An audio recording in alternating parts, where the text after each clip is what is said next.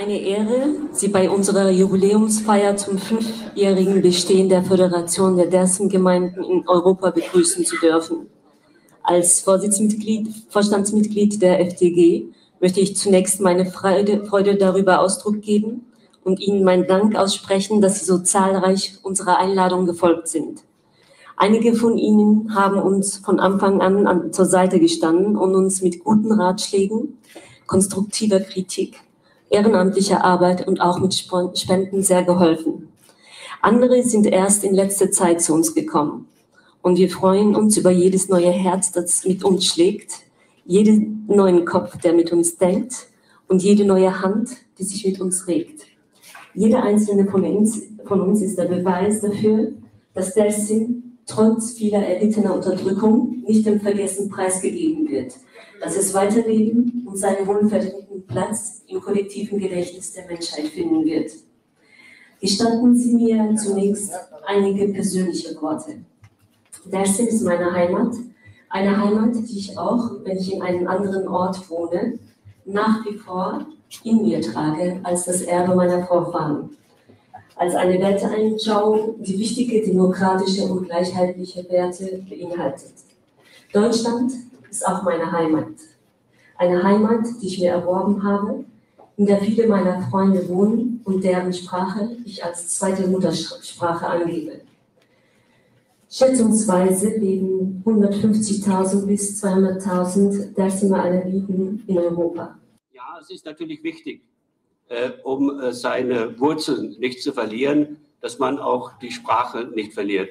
Aber ich glaube, was Sie hier tun, ist darüber hinaus, dass Sie auch versuchen, dass die Menschen hier ihre Kultur nicht verlieren. Denn ich glaube, das ist mehr als nur Sprache. Das ist das Gedächtnis, das man von den Traditionen, von den Vereinbarungen, von den Gemeinsamkeiten besitzt und die wichtig sind, wenn man seine Wurzeln nicht verlieren will. Und wer hier seine Heimat entwickeln will, der darf seine Wurzeln nicht verlieren. Für diese Arbeit wünsche ich Ihnen noch viel Erfolg. Und ich muss Ihnen gestehen, dass ich bisher noch nie in Dersim war. Allerdings gegenwärtig in der Planung bin, zu Pfingsten dorthin zu reisen. Mich freuen würde, wenn wir in dieser Art in Kontakt bleiben, wenn wir an dieser Stelle gemeinsam überlegen, was wir an verschiedenen Stellen tun können, damit diese Kultur erhalten bleibt und dass wir vielleicht auch etwas gemeinsam leisten können an vielen verschiedenen Ebenen, dass das nicht nur hier in Deutschland passiert, sondern dass es vielleicht auch in der Türkei passiert, dass da einfach auch noch viel mehr auf das, was Sie erlebt haben, auch in der Geschichtsschreibung berücksichtigt wird. Und ich würde mich insofern freuen, wenn wir das gemeinsam schaffen und wünsche deshalb Ihnen viel Erfolg und auch dem Empfang oder diesem Dersimer, liebe Berliner, Dersimer und Dersimerinnen, vor allen Dingen liebe Kreuzberger Dersimer und Dersimerinnen. Sie wissen, ich bin der Abgeordnete dieses Wahlkreises hier, Kreuzberg und Friedrichshain. Und ich habe diese Einladung bekommen, wie viele andere Einladungen auch, und habe mir überlegt, ob ich hierher komme. Ich erkundige mich dann vorher darüber, was das denn ist, wo ich da hin soll. Und nachdem ich mich damit beschäftigt habe, danke ich Ihnen ganz besonders, dass Sie mich eingeladen haben, auch zu dieser Veranstaltung, zu dieser Jubiläumsveranstaltung. Und ich will Ihnen das auch erklären. Ich beginne mit einem Geständnis. Ich bin zwar von Öcamutlu mal darüber informiert worden oder hat versucht, mich zu informieren, was Aleviten sind, wo die einzuordnen sind, was die für Auffassungen haben. Da habe ich nicht viel von behalten. Was Dersimer sind, oder was das bedeutet, ich bin hier auch vorbeigekommen, Dersimer, das wusste ich bis vor wenigen Tagen nicht. Ich habe mich jetzt mit der Literatur dazu, mit dem, was mir geschickt wurde, ich habe mich erkundigt darüber, informiert. Und ich muss Ihnen sagen, ich bin begeistert. An diese Tradition möchte ich anknüpfen. Ich möchte was über diese Tradition erfahren. Ich möchte wissen, wie kann sowas funktionieren? Was haben Sie gemacht, dass Sie sich nicht gegenseitig bekämpfen, dass Sie sich nicht gegenseitig vertreiben, sondern dass sich Menschen mit den unterschiedlichsten Religionen zusammenleben können, in nächster Nähe zusammenleben können? Das möchte ich von Ihnen erfahren und ich möchte Sie dann mit Leuten bekannt machen, denen Sie erklären, dass sowas geht. Da ist keiner ausgeschlossen von denen, die kommen, die ich dann hierher führen will. Und ich wünsche mir, dass irgendwann auch gesagt werden kann, auch Dersimer, Dersimerinnen gehören zur deutschen Leitkultur. Wenn wir so weit sind, dann haben wir die Voraussetzung geschaffen, dass wir auch in ganz Deutschland, nicht nur in Kreuzberg, nicht nur in Berlin, zusammenleben können und beispielhaft sein können für viele andere. Ich bedanke mich deshalb ganz besonders für diese Einladung. Ich wünsche Ihnen viel Glück zu Ihrem Jubiläum. Ich wünsche, dass Sie größer werden, dass Sie mehr kulturelle Möglichkeiten haben, dass Sie mehr Mittel zur Verfügung haben, um auch Ihre Sprache zu pflegen. Und ich reihe mich ein in das, was Franz Schulz gerade gesagt hat. Auch ich habe mit Interesse mir das Foto angeguckt. Ich werde mir den Film gleich angucken. Und auch ich werde, wenn es irgendwie möglich ist, ein solches, ich sage mal in Anführungsstrichen, Wunderland gerne besuchen und dort lernen. Ich danke Ihnen vielmals. Die Menschen darzustellen, denn auch ich bin ein begeisterter Unterstützer des Dersim und der Menschen, die dort leben und die auch jetzt hier leben. Und sie haben Gott sei Dank alles mitgebracht an Lebenseinstellung und Philosophie.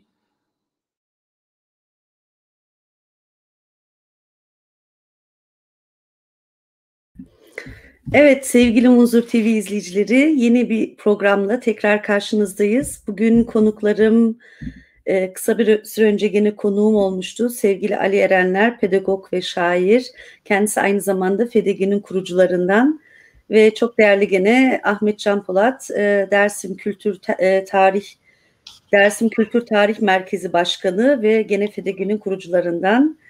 Hoş geldiniz diyorum sevgili Ali, sevgili Ahmet. Akşamlar. Hoş bulduk. Merhabalar. Siz gene bizim dilimizde bir selamlama yapın. Birazdan dilimizde konuşun diyenler şey yapacak buraya, yorumlara doluşacak biliyorum. Alatı barao kasayı bir kavradım ama kasayı kan. Konuşamıyorum. Bildiklerimi de unutuyorum bu programda. Evet, Muzur TV izleyicileri, sizlere de hoş geldiniz diyorum. Sevgili konuklarımla beraber sizden ricam tabii ki her zamanki gibi videomuzu beğenip paylaşmanız, YouTube kanalımıza abone olmanız, akıllı televizyonlarınız varsa hatta YouTube'dan bu programı evinizde keyifli bir şekilde televizyon izliyor gibi de izleyebilirsiniz. Evet, bugünkü konumuz gene Avrupa'daki Dersim örgütlenmesi. Bundan birkaç gün önce biliyorsunuz sevgili İbrahim Aktaş ve Sakine Güler Gül ile gene bu konuyu ele almıştık. O gün de daha anlatamadığımız birçok proje, program ve cevaplayamadığımız sorular vardı. O yüzden demiştik bununla ilgili programlar devam edecek. Bugün de sevgili Ali Erenler ve Ahmet Can Polat'la Avrupa'daki Dersim örgütlenmesini, FEDEGİ'nin kuruluş aşamasını ve bugüne kadar yapılan çalışmaları dilimiz döndüğünce anlatmaya çalışacağız. Bu manada bizi izleyen, bugüne kadar Dersim Dernekleri Federasyonu'nun kuruluşuna yer almış, ismini şu an hepsini sayamayacağımız bütün dostlara ve Dersim dostlarına herkese sevgi ve saygılarımızı, selamlarımızı iletelim. Girişte gördüğünüz videoda YouTube'da tamamını izleyebilirsiniz. Avrupa Dersim Dernekleri Federasyonu yani FEDEGİ'nin 5. yıl dönümünde, kuruluşunun 5. yıl dönümünde hazırlanmış bir video. Birkaç parça halinde YouTube'da bulunmakta. Kısaca özetleyecek olursak sevgili Filiz Aktaş gene hem Sözlü Tarih Projesi'ne hem FEDEGİ'ye emek vermiş arkadaşımız bir açılış konuşması yaparak iki tane memleketinin, vatanın artık olduğunu, hem Türkiye'nin, Dersim'in hem de Almanya olduğunu söyledi. Belirli siyasetçiler ve belediye başkanları da konuşmalar yaparak Dersim tarihi ve kültürünü tanımaktan mutlu olduklarını dile getirdiler. Altyazı da geçiyordu ama biraz ufak olduğu için belki okuyamamışsınızdır. Evet, bugün konumuz dediğimiz gibi Avrupa'da Dersim örgütlenmesi. Aramızda da Ahmet Can Polat ve Ali Erenler var. Kısaca kendilerini tanıtayım. Sevgili Ali Erenler Köln'de yaşıyor. Köln çevresinde diyeyim daha doğrusu. Kendisi birçok belki etkinlikte kendisiyle karşılaşmışsınızdır ama tanımayanlar için Kendisi pedagog. Kısa bir süre önce de FAM Yayınları'ndan bir şiir kitabı çıkardı, 2 dilli. Kendisiyle de program yapmıştık. Merak edenler YouTube kanalımızdan o programı izleyebilirler. Kendisi dediğim gibi Dersim Dernekleri Federasyonu'nun kurucularından. Sevgili Ali Erenler Dersim Pülümürlü, köyün ismi Gersunut köyünde doğmuş kendisi. Uzun yıllardır da yurt dışında yaşıyor. Sevgili Ahmet Can Polat ise benim yakın köylüm. Pülümür Kırmızı Köprülü Pırdasurlu Aynige Akdik köyünden, şimdiki ismiyle. Benim aşiretimden yan köylüm, komşum, ona kıyak geçeyim buradan. Sevgili Ahmet Can Polat da uzun yıllardır Dersim davasına emek vermiş bir arkadaşımız. Kendisi Darmstadt Dersim Cemaati'nin uzun yıllardır başkanlığını yaptı, yöneticiliğini yaptı ve Dersim Dernekleri Federasyonu'nda kurucularından, şu anda da hali hazırda kurulmuş bulunan Almanya'daki Dersim Tarih Kültür Merkezi'nde başkanı. Evet, kısaca anlatacak olursak Ahmet de Darmstadt'ta yaşıyor, sevgili Ahmet Can Polat. Orada sendikal faaliyetler yürütüyor ve aynı zamanda iş hakimi kendisi, iş hukuku üzerine. Şu anda hatta Almanya'da aşı üreten önemli firmalardan birinin de yöneticiliğini yapıyor. Evet, burada sevgili Ali Erenler ve Ahmet Can Polat'la tekrar hoş geldin Ali, hoş geldin. Kırmançık'ta konuşamayacağım, kusuruma bakmayasın. Hoş bulduk. Mahmut. Evet, burada bir sürü arkadaşların da yorumlarını görüyorum. Onların da sevgi ve selamlarım var. Yorumları da ileteceğim. Gerekirse soruları da iletmeye çalışacağım. Evet, bugün Dersim Dernekleri Federasyonu'nun kuruluşunu konuşacağız ama daha önceki programlarda da hep söylediğim gibi bizim aslında bu kurum ve örgütlenmeyle yollarımızın kesişmesinde de hepimizin biyografik hikayesinin de bir parçası var. Sana soracak olursam, sen Avrupa'da Dersim örgütlenmesiyle ve Dersim Dernekleri Federasyonu'yla yollarınız nasıl kesişti? Neden böyle bir oluşumun içerisinde yer alma gereği duydun? Soru banaydı herhalde, değil mi? Evet sevgili Ali, senle başlıyoruz. Öncelikle iyi ki Margostani mabkhedi sevahera ay bajine. Bizi dinleyenlere selamlar, tekrar izleyenlere selamlar. Şöyle söyleyeyim, Dersim bizim yüreğimizdeydi her zaman. Doğduğumuz toprak olduğu için ve biz Dersim'e bağlı olduğumuz için nereye gidersek gidelim aklımız, yüreğimiz hep Dersim'de kalır diye düşünüyorum. Benim Dersim'le yoğun ilgilenmem ya da ilgilenmem diyeyim şeyde başladı. İşte biliyorsunuz 80'li yıllarda Avrupa'da, ben 80'de Almanya'ya geldim. 80'li yıllarda Avrupa'da Dersimliler ve Dersim yakınındaki kültür birliği olan insanlarımız, aydınlarımız dergiler çıkarlar. İşte Vare vardı, daha sonra Tica Sodiri çıktı, Are diye bir dergi vardı diye hatırlıyorum. Şimdi aslında Avrupa'daki Dersim düşüncesinin pınarları 80'li yıllarda, 90'larda bu dergilerdi diyebiliriz. Yani kültür dil ağırlıklı bir çalışma oldu. Ben de takip ediyordum. Sürekli takip ediyordum. Eğer toplantılar, ne bileyim, muhabbetler olursa katılmaya çalışıyordum. O zamandan beri Dersim faaliyetlerinin içinde olduğunu söyleyebilirim ilgi olarak. 90'lı yıllarda bu faaliyette biraz daha gelişti, biraz daha hareketlendi. Fakat bizim kurumlaşmaya gitmemizin anahtarı 1993-94'te Dersim'de köylerin boşaltılmasıdır. Ben o tarihi de, o zamanı da yoğun burada yaşadım.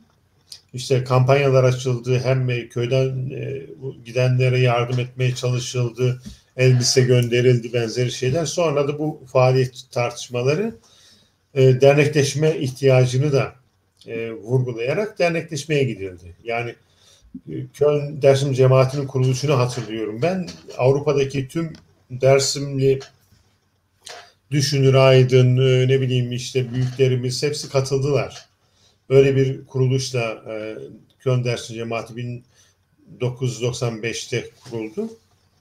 Böyle ben de o kuruluşunda bulundum ve o cemaatin de sanırım ilk dönemde denetleme kurulundaydım, yanlış hatırlamıyorsam. Öyle başladı. Tabii bunun yanında kültürel faaliyetlere de katıldım. Ne bileyim işte geceler yapıldı, anmalar yapıldı, 38 anmaları. 90'lı yıllarda Köln Dersim Cemaati Dersim haftaları düzenliyordu. Belki birkaçını takip etmişsinizdir ya da görmüşsünüzdür. Bu haftalarda Dersim kültürünü, 38'i ne bileyim bize ait olan her şeyi yansıtan bir haftalık programlar yapıldı. Burada o programlara sanırım aşağı yukarı Avrupa'daki her Dersimli düşünür, aydın, ilgili insan katıldı. Yani hala ben düşündüğümde şaşırıyorum. Çok başarılı çalışmalar oldu o dönemde. Aynı süreçte tabii biliyorsunuz işte Berlin cemaati kuruldu. Avrupa'da şey vardı. Bonemay'dı herhalde ismi. Çema Amsterdam'da kuruldu. Onlar vardı. Daha sonra başka dernekte devam etti. Ayrıca bir süre sonra Stuttgart'ta Stuttgart Dersim İnisiyatifi kuruldu. Daha önce ismini Avrupa Dersim İnisiyatifi diye adlandırmıştı. Federasyona gelince ismini Stuttgart Dersim İnisiyatifi diye değiştirdi. Yani böyle bir süreçte ben de sürekli o muhabbetin içinde oldum. Öyle söyleyeyim. 2004 yılında bir durum yaşadık biz. Hatırlarsınız.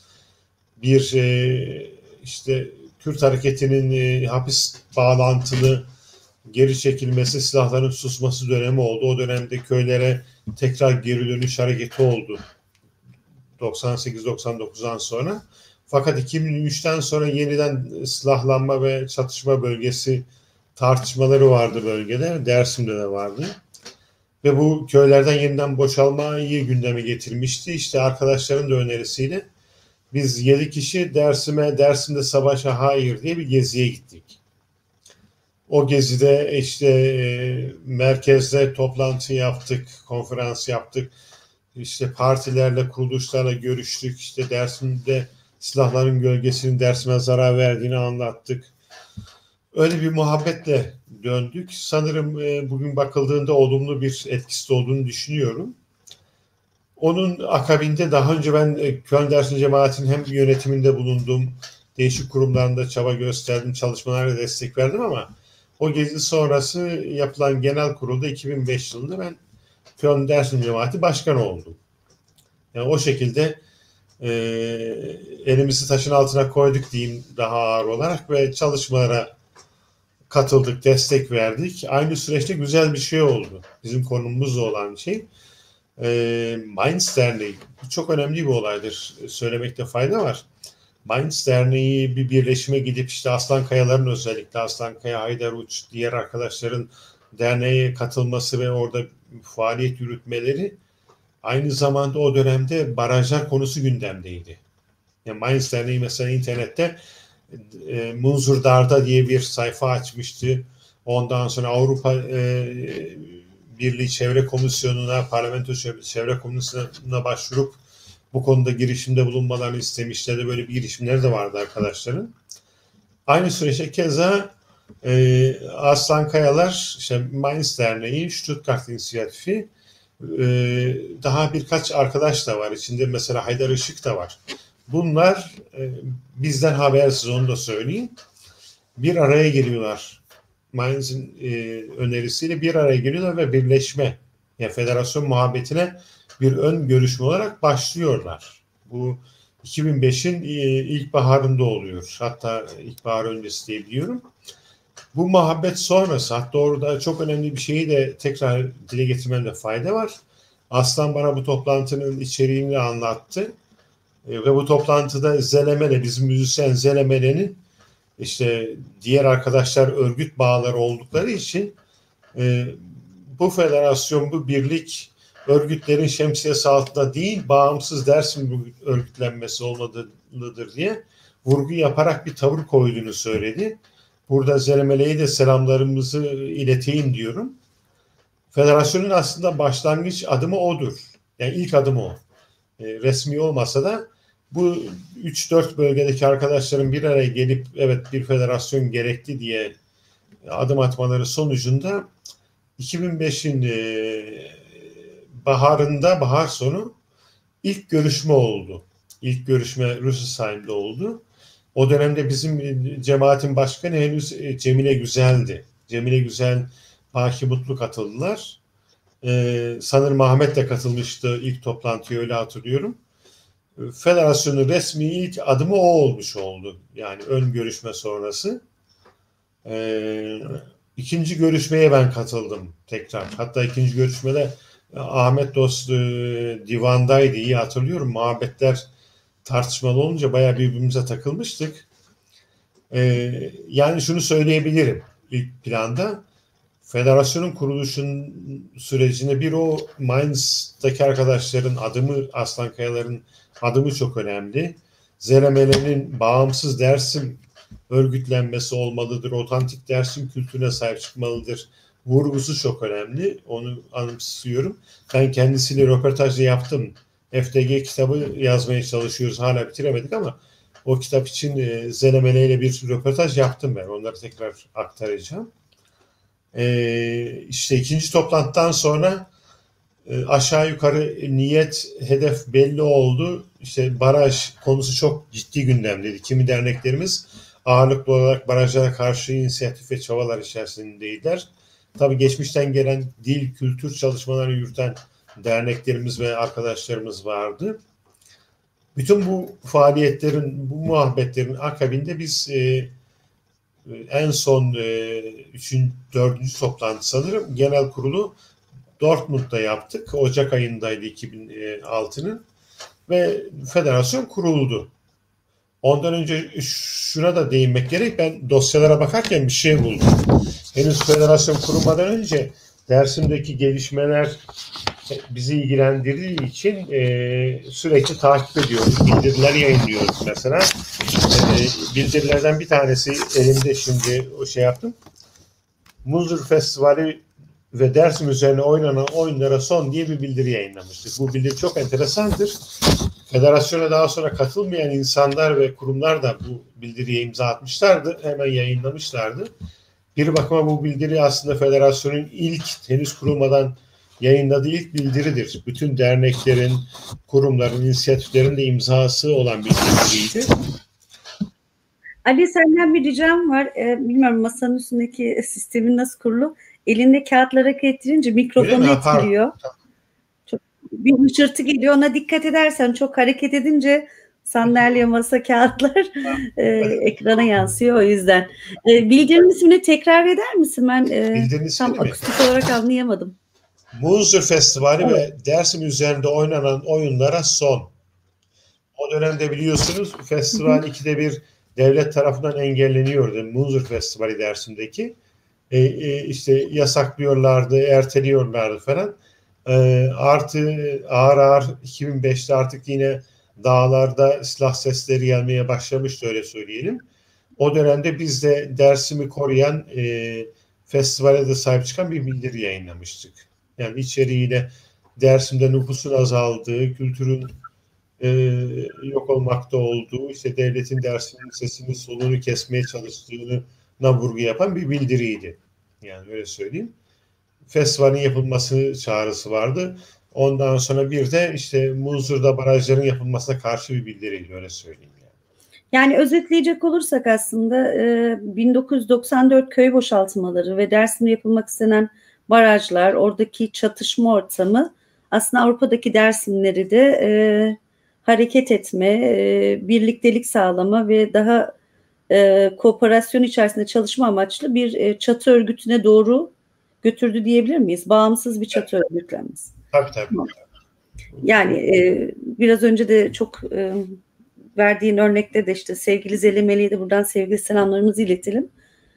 Tarihi toplantılarmış. Benim katılma şansım yok ya da katılmamıştım o zaman. Bize aktardığın bilgiler için teşekkürler. Evet, sevgili Ahmet, seninle de devam edelim diyorum. Şimdi tarihin mikrofonu ben açıyorum, sen kapatıyorsun dostum, karar verelim. Evet. Tamam. Tamam. Teşekkürler. Sevgili Ahmet, şimdi biraz önce Ali'den bazı bilgiler aldık. Şimdi şöyle bir şey var. Herhalde herkesin de bir Dersim hikayesi. Nasıl herkesin kendine ait bir göç ve hayat hikayesi varsa belki de olaylara bakış açımız, algılarımız, belki aynı tarihte, aynı toplantılarda da olsanız belki farklı bir hissiyat ya da senin gözlemlediğin farklı noktalar olur. Belki aynı konuları işliyoruz iki programdır ama herkesin de belki kendine ait bir izlenimi ve algısı var. O yüzden senin Almanya'ya kaç yılında geldin ve Almanya'da Dersim örgütlenmesi ne zaman başladı? Sen ne zaman bu örgütlenmenin içerisine girdin? Ve senin izleniminle FDG'ye giden o süreci ve FDG'nin kuruluşunu, misyonunu biraz bunları bize anlatır mısın? Ahmet Can Polat'ın gönlünden gözünden dinleyelim bir de. Ez kravi wazen ma khir vajne Gustav'ın mare sıva khir van asma gagan derbem gagan milletama gagan komama khir bu sera neviyek verama dera nekara sera neviye sera smava neviye khir bu sumare çe sumare az sumare milletama komama can wişi biyaro İnşallah na illeto koma verte derme korona sera neviye de komama zra seveknena خير وشية سارة فيرنا مرة نكا از ونجا gerek بتصارنا تركي مك تركي niye sarna tenika vana بتصارنا تركي ki herkes fan bakıyor ama az vazen ki zonama kesi bikirne eke vazena eke müsaade dana hatta peni zonama kesi iken ama eke vana بتصارنا تركي millete binik fan bakıyor o vakit sarna Türkiye Vayre televizyon tiya, stok savak ama henk. Şimdi daha önce biz bir karar almıştık. Dedik, programlar ya Türkçe olacak ya Kırmançık, iki dilli. Hatta geçen Mahmut Baba'yı bile aldığımızda dedeyi iki dil de gene karıştı. Mümkünse tek dilde bırakalım. Biliyorum bize insanlar kızıyorlar. Keşke gönül isterdi ki hepimiz bu dili sular seller gibi konuşsaydık, anlayabilseydik de konuşabilseydik. Bu benim kusurum, hatam olsun. Ben dili konuşamıyorum. Bu dili programda işte yani keşke sunabilseydim, sunamıyorum. Yani her defasında bunun ezikliğini yaşıyorum. Peki. Bu arada bize online bir Kırmançki dil kursu veriyor sağ olsun. Haftada 2 kere yapıyor. Çok yoğun bir temposu var. Rahatsız bir babası var. Buna rağmen gerçekten özveriyle. Senin katıldığın bir tane kurs, evet. Ama benim yaptığım fazla. Çarşambaya program denk getirmezse katılabiliyorum. Çok çalışkan bir öğrenci olduğum söylenemez. Seninle alakalı değil eğer öğrenemiyorsam. Şimdi biliyorum bu dili duymak istiyorsunuz ama maalesef ben anlamadığım için. Yani Ahmet'e güvenim sonsuz. Baştan programın sonuna kadar Kırmançki konuşsun. Ben ama soru soramam o zaman maalesef. O yüzden selamlamanı yaptın. Korona sürecine dair bu illeti çabuk atlatmamıza dair bir şeyler söyledin hocam. Oraları anladım. Teşekkür ediyorum. Ayrıca bu günlerde de Roboski'nin yıl dönümü. Orada da hayatını kaybetmiş ailelere tekrar, yani çocuklarını kaybetmiş ailelere tekrar başsağlığı diyelim. Bugün de maalesef 3-4 tane hem Avrupa'da hem Türkiye'de kadın cinayetleri haberlerine gene uyandık. Umudumuz sadece 2021'de pandeminin bitmesi değil, kadına yönelik, çocuğa ve bütün canlılara yönelik şiddetin, savaşların ve cinayetlerin, taciz ve tecavüzlerin de bitmesidir. O şekilde diyelim. Evet sevgili Ahmet, tekrar hoş geldin. Selamlarını yaptın. İyi akşamlar, merhaba. Evet. Ben de buradan tüm izleyicilerimizi saygıyla selamlıyorum. Aynı zamanda Gavan ayındayız. Bütün herkesin de bu vesileyle Gavan'ını kutlamış olayım. Bu arada yeni yıla da çok az bir süre kaldı. Şimdiden tüm arkadaşların, tüm dostların, tüm canların yeni yılını kutlayayım. Umarım herkes yeni yılda daha sağlıklı, daha güzel günler görür. Şimdi konumuza dönecek olursak, Avrupa Dersim Dernekleri Federasyonu, yani daha doğrusu Avrupa'da Dersim Örgütlülüğü konumuz. Şimdi şunu baştan görmek gerekir. Her şey ihtiyaçtan doğar. İhtiyaçtan kaynaklı. Eğer bir yerde bir toplum bir şeye ihtiyaç duyuyorsa mutlaka bir yolunu bulacak ve kendi örgütlülüğünü de oluşturacaktır. Şimdi Dersim'de de Avrupa'daki Dersimliler içerisinde aslında olan da buydu. Ama Dersim örgütlülüğünü geneline baktığımızda şimdi sadece Avrupa değil, aslında Türkiye'de de böyle bir ihtiyaç vardı. Şimdi Dersim'in önü siyasal örgütlerle ve siyasal partilerle kapanmıştı.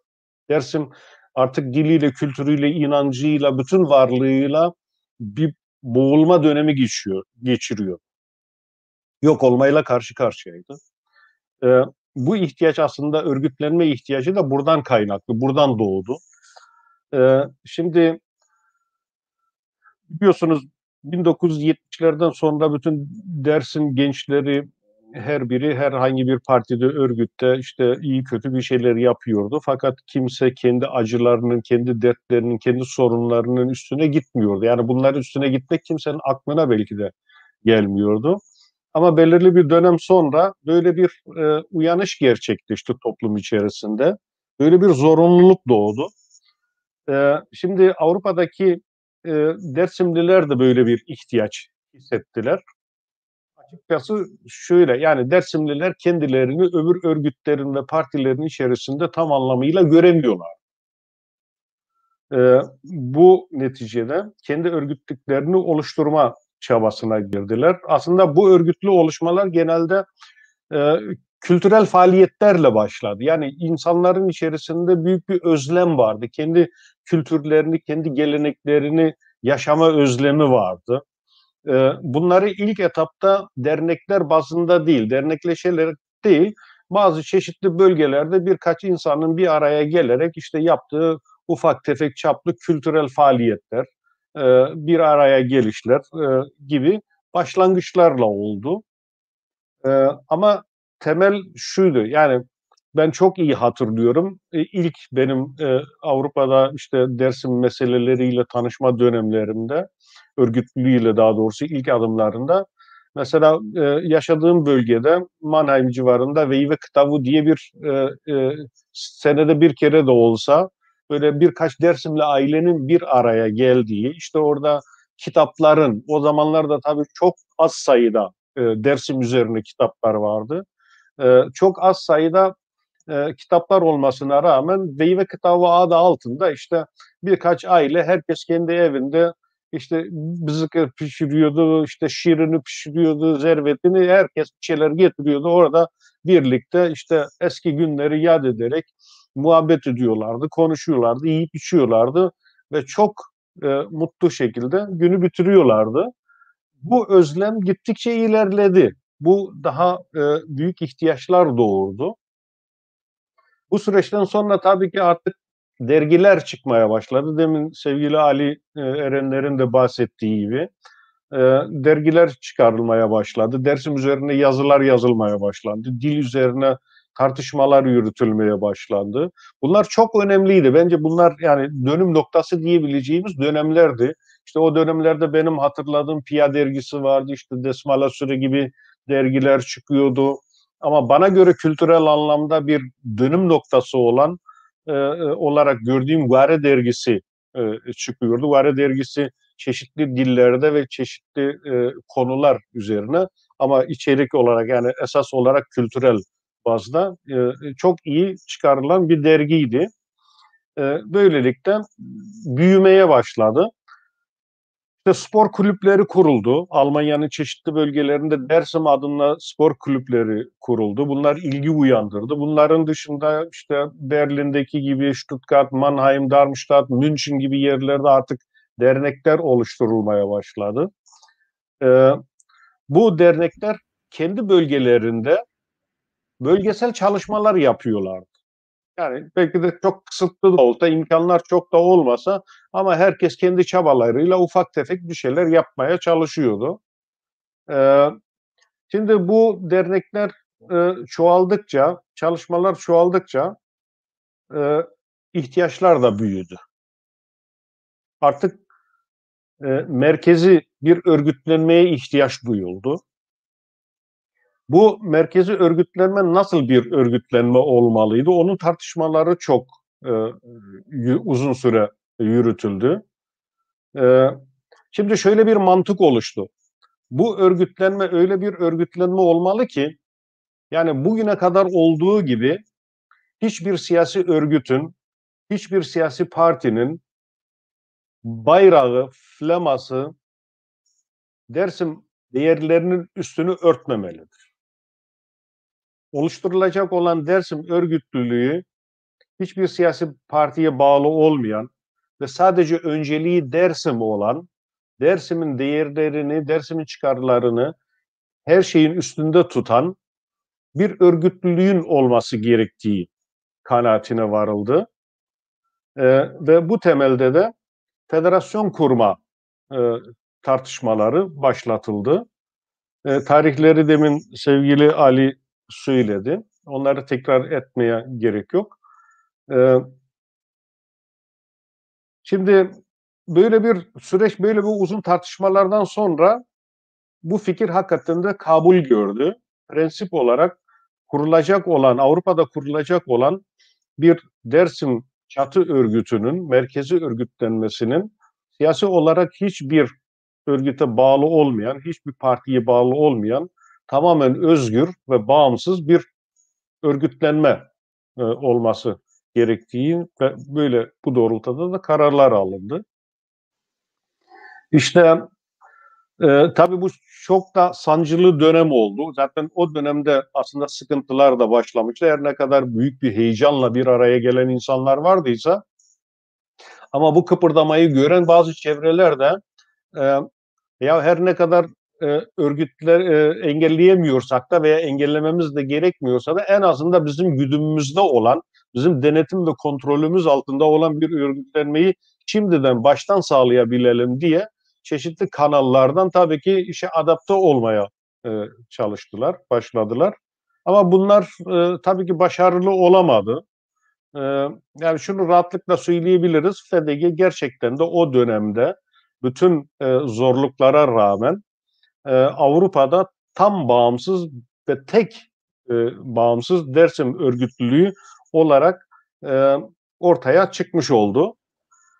O dönemde yani yanlış hatırlamıyorsam 7 veya 9 dernek vardı Almanya'da kurulu olan, ama sadece Almanya'da kurulu olan dernekler bu kuruluş çalışmasına katılmadılar. Aynı zamanda Avrupa'nın diğer ülkelerinde bulunan işte Hollanda gibi ülkelerde Dersim Vakfı, Hollanda Dersim Vakfı gibi bazı diğer yurt dışında olan örgütlenmeler de katıldılar. Bir kongreye gitme kararı alındı. Tabii ki ön görüşmeler yapıldı. İşte Mainz'de yapıldı bu ön görüşmeler. Daha önce Köln'de de çeşitli toplantılar yapıldı. Neticede kuruluş kongresi kararı alındı. Frankfurt'ta da aynı zamanda çok iyi hatırlıyorum. Ön toplantılar da yapılmıştı. Neticede kuruluş kongresine gitme kararı alındı. Kuruluş kongresi de 28-29 Ocak 2006 tarihinde Dortmund'da gerçekleştirildi. Dortmund'da kongrede işte ilk defa yeni bir yönetim kurulu belirlendi. Tüzük hazırlıkları, tüzük çalışmaları orada sonlandırıldı. Tüzüğe son şekli verildi ve böylelikle resmi olarak bir ilk adım atılmış oldu. Böylelikle Avrupa Dersim Dernekleri Federasyonu dediğimiz, yani Almanca'da Federasyon der Dersim Gemeinden in Europa dediğimiz FDG'yi oluşturmuş olduk. Şu anda da zannedersem ekrana yansıttığım fotoğraf o ilk kongreye ait bir fotoğraf. Konuşmacı da sevgili Hüseyin Kaya, FDG'nin onursal başkanı zannedersem. Bu birinci olağan kongrenin resmi. Olağan kongre. Hı hı. Bir şey soracağım sevgili Ahmet. Biraz önce dedin, bazı kesimler rahatsız oldu dedin. Çıkıp bağımsız Dersim örgütlenmesi neden rahatsızlık verdi ve kuruluş aşamasındaki derneklerin hepsi bağımsız Dersim örgütlenmesini destekleyen derneklerden mi oluşuyordu ya da içinde gene farklılıklar var mıydı? Nasıl bir çizgi izlediniz? Yani ya da nasıl ortak bir konsensüs buldunuz, onu merak ediyorum. Yani şimdi şöyle, bunu aslında sadece Dersim örgütlenmesinin oluşumunda değil de Alevi örgütlenmesinin oluşum dönemlerinde de aslında yaşadık, tanık olduk. Şimdi Avrupa Dersim örgütlenmesini engellemek cüretinde kimse bulunamıyordu, açık söyleyeyim. Bu vebalin altından buna kimse cesaret de edemiyordu. Yani Avrupa Dersim örgütlenmesini önleyeceğiz. Bunu önleyemeyeceklerini bildikleri için bazı çevreler ilk dönemde işte Avrupa Alevi Birlikleri Federasyonu kuruluş dönemlerinde ve derneklerinin kuruluş dönemlerinde engellemek için işte gericiler bir araya gelmiş, işte dini faaliyetler yürütüyorlar, şu bu, ama bunlar tutmayınca bu sefer nasıl ki ya kendi taraftarlarını işte derneklere üye ederek, dernek yönetimlerine girerek onları kendi kurumu, yan kurumu gibi çalıştırma çabaları vardıysa da Dersim dernekleri basında da aynı şekilde süreç gelişti. İşte bunlar tabii ki çeşitli dernekler üzerinden yeni oluşuma müdahale etmeye çalıştılar. Yani müdahale etmeye çalıştılar derken kendi çizgilerine, yani kendi yan kuruluşları gibi bir şekil vermeye çalıştılar. Bu kolay olmasa da ama bu çevrede, yani Dersim örgütlülüğü yaratmak isteyen çevrede bunlar kabul görmediler. Sancılı da olsa, zorla da olsa bu tür engelleri bertaraf ederek sağlam bir örgütlülük oluşturabildik diye düşünüyorum. Sesin gelmiyor. Ben duyamıyorum sesini. Kendi sesimi kısıyorum. Benim evimin altında tadilat var. Korkuyorum. Her an bir ses gelebilir diye. Yaş komşularımdan rica ettim. Umarım sessizlik devam eder. Evet, yani özetleyecek olursak aslında o süreç içerisinde sadece Dersim Dernekleri Federasyonu'nun kuruluş aşamasına ya da Dersim fikriyatına yönelik değil, Alevi kurumlarına da yönelik bu tarz dışarıdan eleştiriler ya da direkt olmasa bile indirekt sataşmalar vardı. Ben de 90'lı yılları annemin Alevi Federasyonu'nda olduğu dönemleri hatırlıyorum.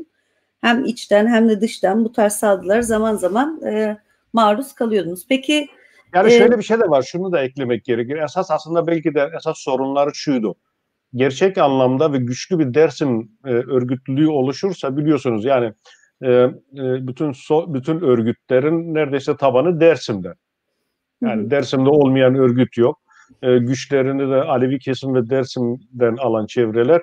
Güçlü bir Dersim örgütlülüğü, bağımsız bir Dersim örgütlülüğü oluşursa bütün her kesimlerin de taban kaybetme korkusu yaşadığını gördük aslında.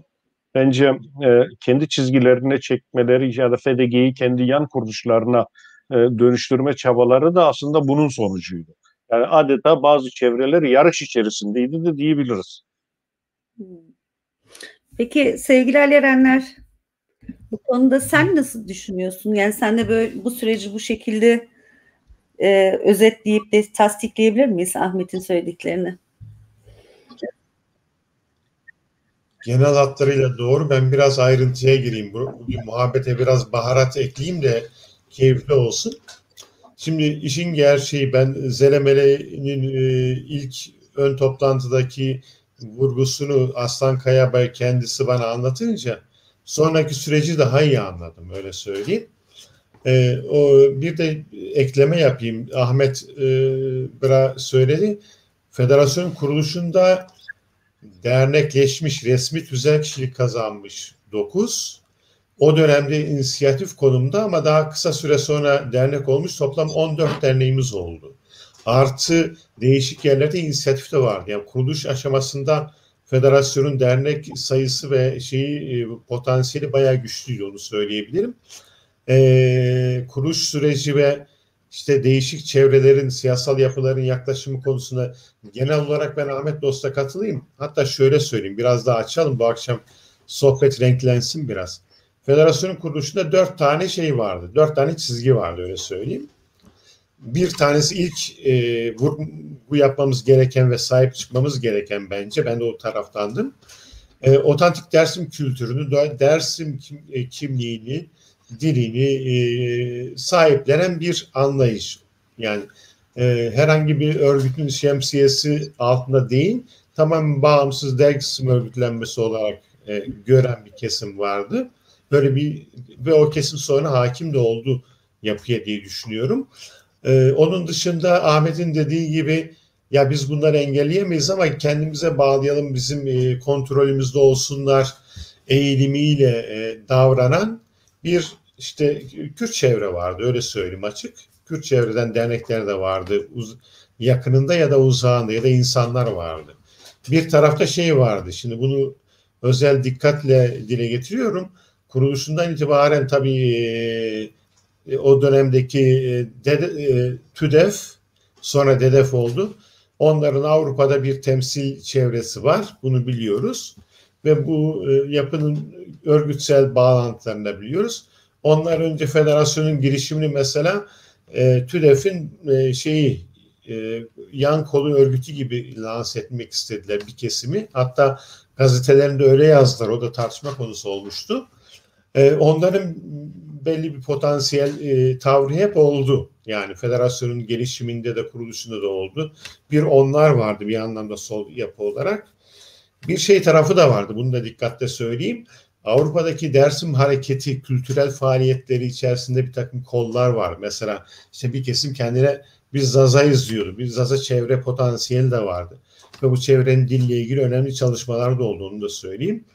O tarafla ilgili bir takım sıkıntılar oldu. Hatta onlardan bir dernek toplantılara katılmasına rağmen doğru düzgün federasyonun üyesi olmadı mesela. Yani isim söylemeden şey yapayım ama biliyorsunuz böyle dörtlü bir dörtlü bir yelpaze içerisinde biz bir bağımsız Dersim örgütlenmesini her şeye rağmen sağlayabildik. Yani yer yer bunlarla bir festivallerde birlik sağladık, onu söyleyeyim. Birinci festival mesela bütün bu çevrelerin katılımıyla oldu. Yani bunda dile getirmekte fayda var. Onların katılımıyla oldu.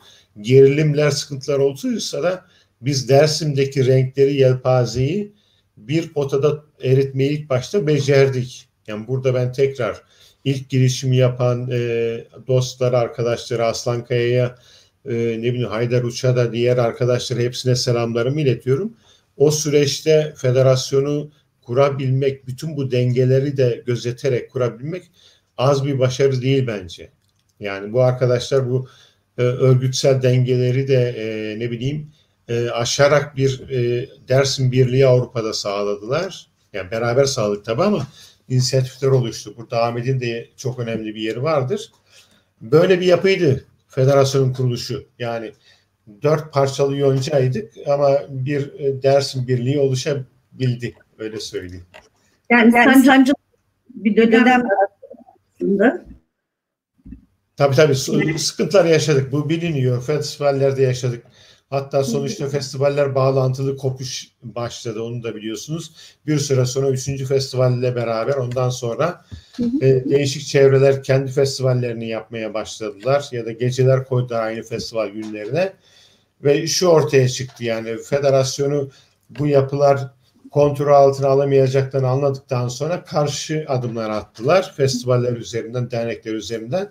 O şekilde FDG daha çok da kendi kültürel kimlik anlayışını savunan insanların birliği olarak ayakta durdu yani bir süre, öyle söyleyebilirim. Evet, Ahmet, ben mikrofonu yapıyor sevgili Ali. Kapattım. Sesini kestim senin buradan. Sevgili Ahmet, burada da Yaşar Kaya'ya selamlarımızı iletelim. Dersim Dernekleri Federasyonu uzun dönem başkanlığını yaptı. Sözlü tarih kuresinde de büyük emekleri var. FDG doktora tezi konusu yapılmalıdır diyor. Kısa sürede inanç, tarih, dil ve tarih alanında çalışmalar yaptı. Küçük bir bütçe, sınırlı bir kadro, suçlamalar ve engellemelere rağmen başardıkları önemlidir. Dersim çalışmasının 1. gündem maddesi yapan, Dersim öncelikleriyle çalışan en etki kurum. Kazanımları ve çalışma yöntemi yakından incelenmeye değer diyor. Sevgili Ali Erenler de biraz önce bahsetti. FDG'nin hem kuruluş amacı, aşaması ve sonraki sürece dair bir kitap hazırlığı içerisinde FDG'yi kuranlar, içinde bulunan emek ve sarf edenlerle de röportajlar yapıyor. Bence de tarihe not düşmek adına önemli bir çalışma. Evet sevgili Ahmet, biraz sözünü balla kesmiş oldum biraz önce. Sen o kuruluş aşamasına giden süreci biraz önce bahsettin. İşte spor dernekleri, dernekler, toplantılar, etkinlikler bir ihtiyaç sonrası dedin ve zorluğu aslında dışarıdan hem 90'ların belki içinde bulunduğu siyasi gündemin de getirdiği şekliyle hem Alevilere hem Dersim'e yönelik büyük bir mücadele ve zorluklarla da belki de, çünkü farklı siyasetlerin de bir arada bulunduğu bir yerde, biliyorsun hatta bir atasözü vardır, 2 tane Dersim yanına gelince 3 tane örgüt mü kurarlar diye, yanlış söylüyorumdur belki. Buradan da seyirli izleyicilere de söylüyorum, belki onlar da kendi deneyimlerine bulundukları yerlerde ya da Dersim'e bakış açılarını ya da FDG'nin ya da Dersim aidiyatının, bağımsız bir Dersim örgütlenmesi nasıl olmalı ya da Dersimler nasıl hareket etmeye dair de yorumlar yaparak programa renk de katabilirler. Evet sevgili Ahmet, kongreye doğru giden bir süreçten bahsettin. Daha sonra nasıl ilerlediniz? Yani şunu söylemeden geçemeyeceğim. Şimdi bana soracak olursanız yani amaç ve hedef neydi? Ben çok kısa bir şekilde şöyle özetlerim. Hiçbir siyasi örgüte, partiye bağlı olmayan, önceliği Dersim olan, Dersim'in diliyle, kültürüyle, inancıyla ve tarihiyle alakalı çalışmalar yapan bağımsız bir Dersim örgütlülüğünün oluşturulmasıydı diye yorumlarım, noktayı koyarım. Şimdi burada şöyle bir yanılgıya da düşmemek gerekirdi. Biz o yanılgıya da düşmedik. Demin de bahsettiğim gibi biliyorduk ki en azından 68 kuşağı dediğimiz yani işte o dönemlerde genç kuşak diyebileceğimiz herhangi bir örgütün sempatizanı veya taraftarı olmayan bir Dersimli neredeyse yok denecek kadar azdı. Şimdi güçlü bir Dersim örgütlülüğü oluşturuyorsanız tabii ki çeşitli geleneklerden gelen insanları da bu çalışmanın içerisine katmak, bunlar burada bir harmanlaştırma rolü üstlenmek zorundaydınız. Onun için biz şu felsefeyle, şu bilinçle hareket ettik. Dedik ki biz hiç kimsenin siyasi görüşüne karışmıyoruz. Hiç kimsenin siyasi görüşü hangi partiye üyedir, hangi partinin sempatizanıdır, hangi partinin aktivistisidir, işte eğitim derecesi nedir, cüzdanının kalınlığı ne kadardır bunlara hiç bakmadan eğer temel prensiplere uyuyorsa bu kurumlarımızın içerisine veya bu kurumların içerisine geldiğinde siyasi kimliğini, siyasi ceketini bu kapının dışında bırakıp buraya sadece Dersim önceliğiyle geliyorsa yani kendi bağlı olduğu örgütlerin önceliklerini buraya taşımak amacıyla değil, kendi örgütlerin öncelikleriyle buraya gelmiyorsa, Dersim öncelikleriyle buraya geliyorsa hangi partiden, hangi örgütten, hangi adam, nerenin adamıdır buna bakmamaksızın bütün Dersimlerin bir araya gelerek çalışmasının gerektiğine inanıyorduk ve böyle de aslında başladık.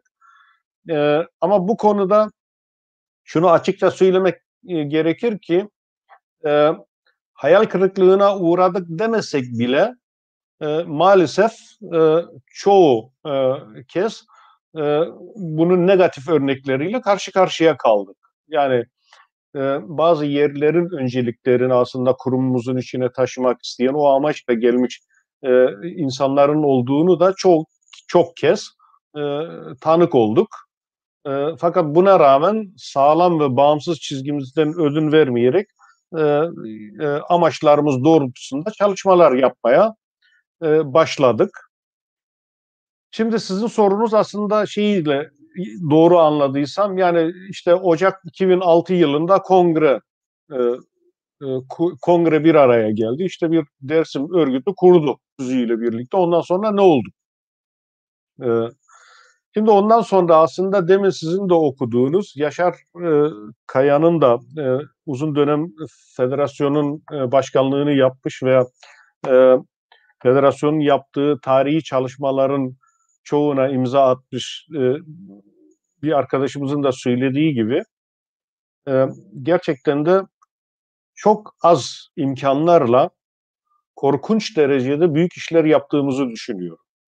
Yani bütün sabotaj engelleme çabalarına rağmen, bütün karalama çabalarına rağmen, bütün iftiralara hatta çirkin iftiralar diyebileceğimiz boyuta gelmesine rağmen korkunç derecede çok önemli işler yaptığımızı düşünüyorum.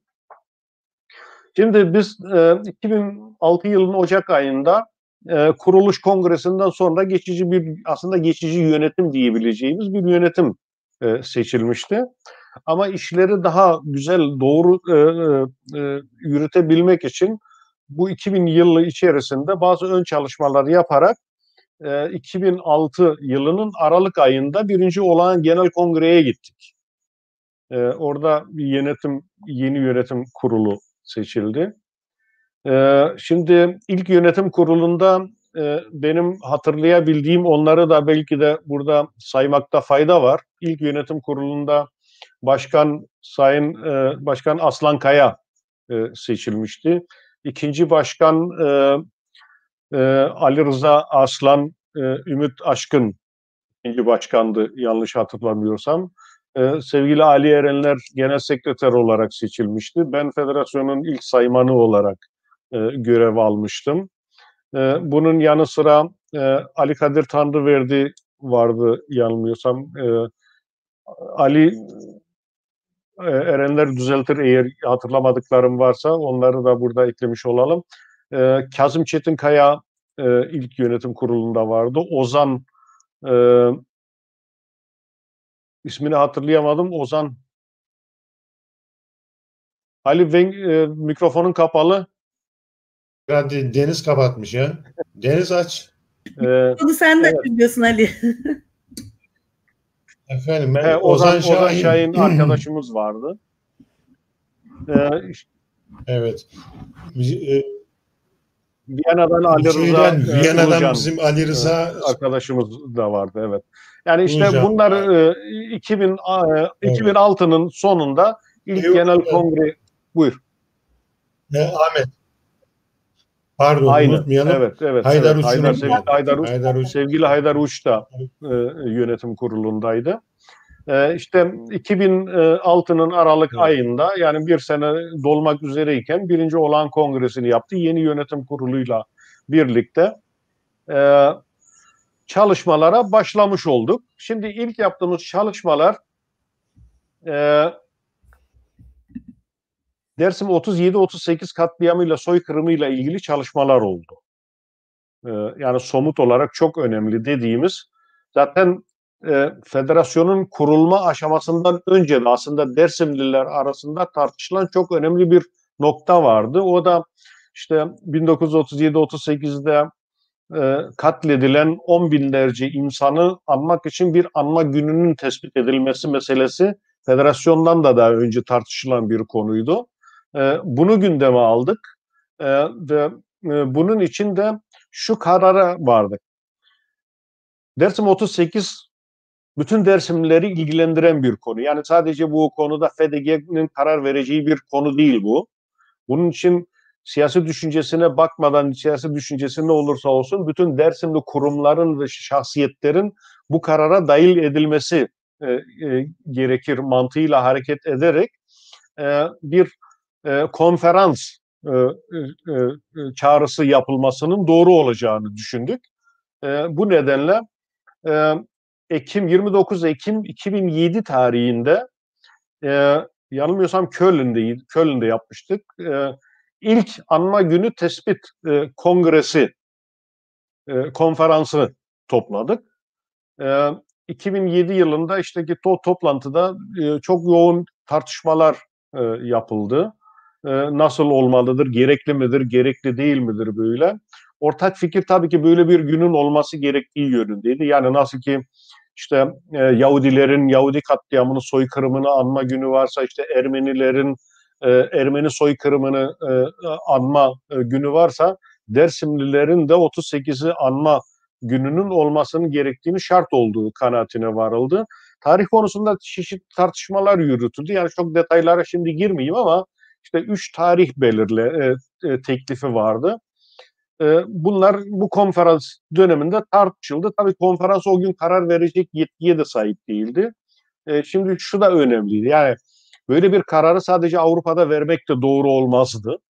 Onun için sadece Avrupa'daki Dersim kurum ve kişileri, şahsiyetleri değil de Türkiye'de var olan Dersim adına faaliyet yürüten kurum ve şahsiyetlerin de bu işe dahil edilmesinin doğru olacağını düşündük ve o dönem Dersim Belediyesi olsun, işte Dersim Dernekleri Federasyonu olsun, bilmiyorum o dönemde Tunceli Dernekleri Federasyonu muydu, TUDEF miydi veya DEDEF miydi, onu iyi hatırlamıyorum ama bu işe tabii DEDEF'in de dahil edilmesi gerektiğini düşündük. Böyle bir konferanstan sonra işte Türkiye'deki kurumlara çağrı yaptık. Bu çağrımız açıkçası istediğimiz veya umduğumuz sempatiyi görmedi. Biraz sürümcemeye bırakıldı. Ya yaparız ederiz. Yani kimse açıktan ya yok ben bu işe karışmam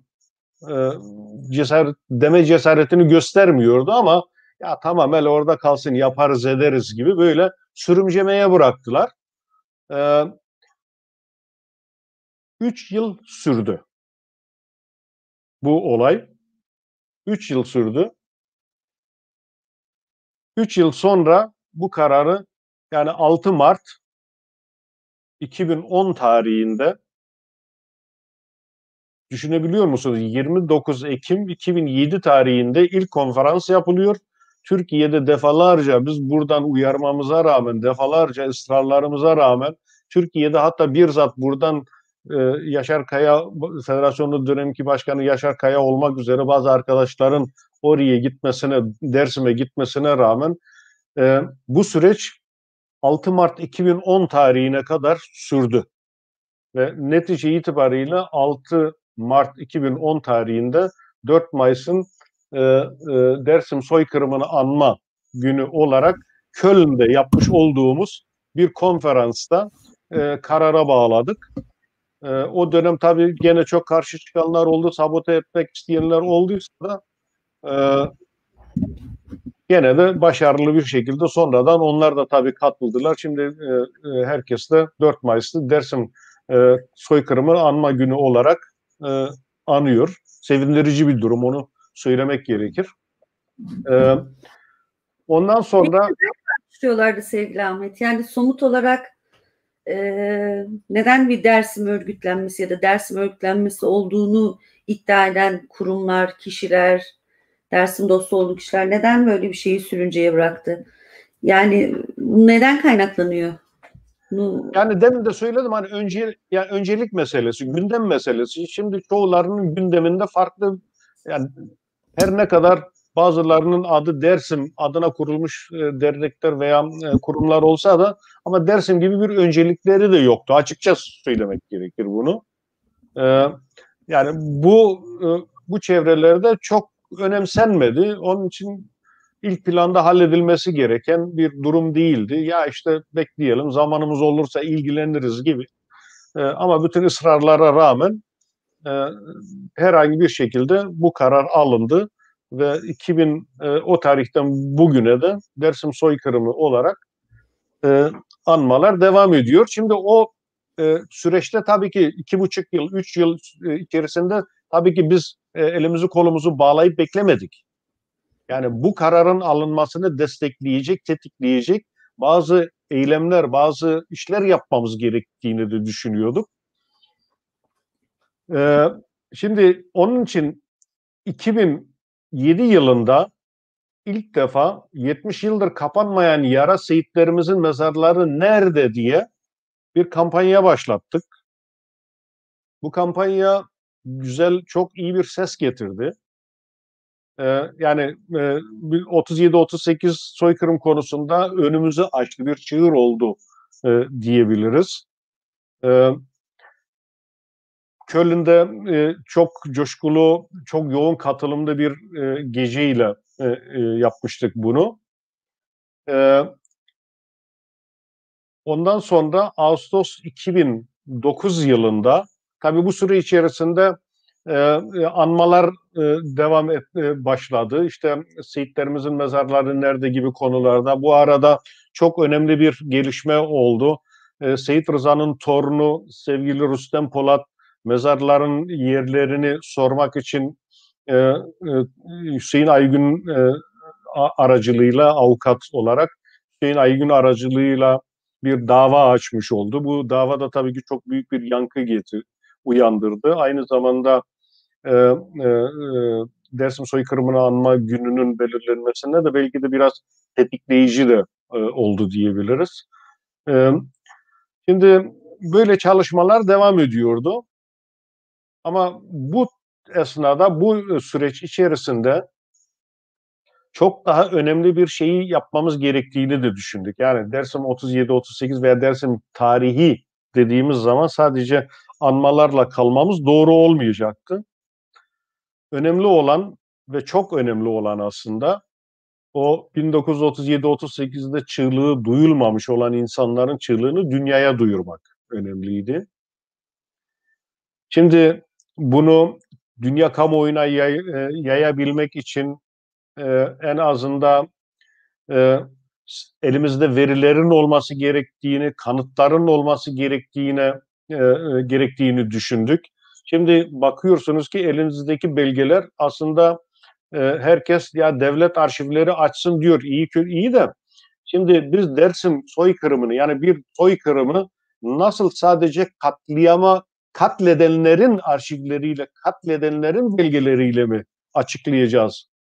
Dünya kamuoyuna sunacağız. Onun için biz mağdurların belgelerini oluşturmak zorundaydık. Bu amaçla Ağustos 2009 yılında 1937-38 Dersim Sözlü Tarih Projesi adı altında bir proje hayata geçirdik.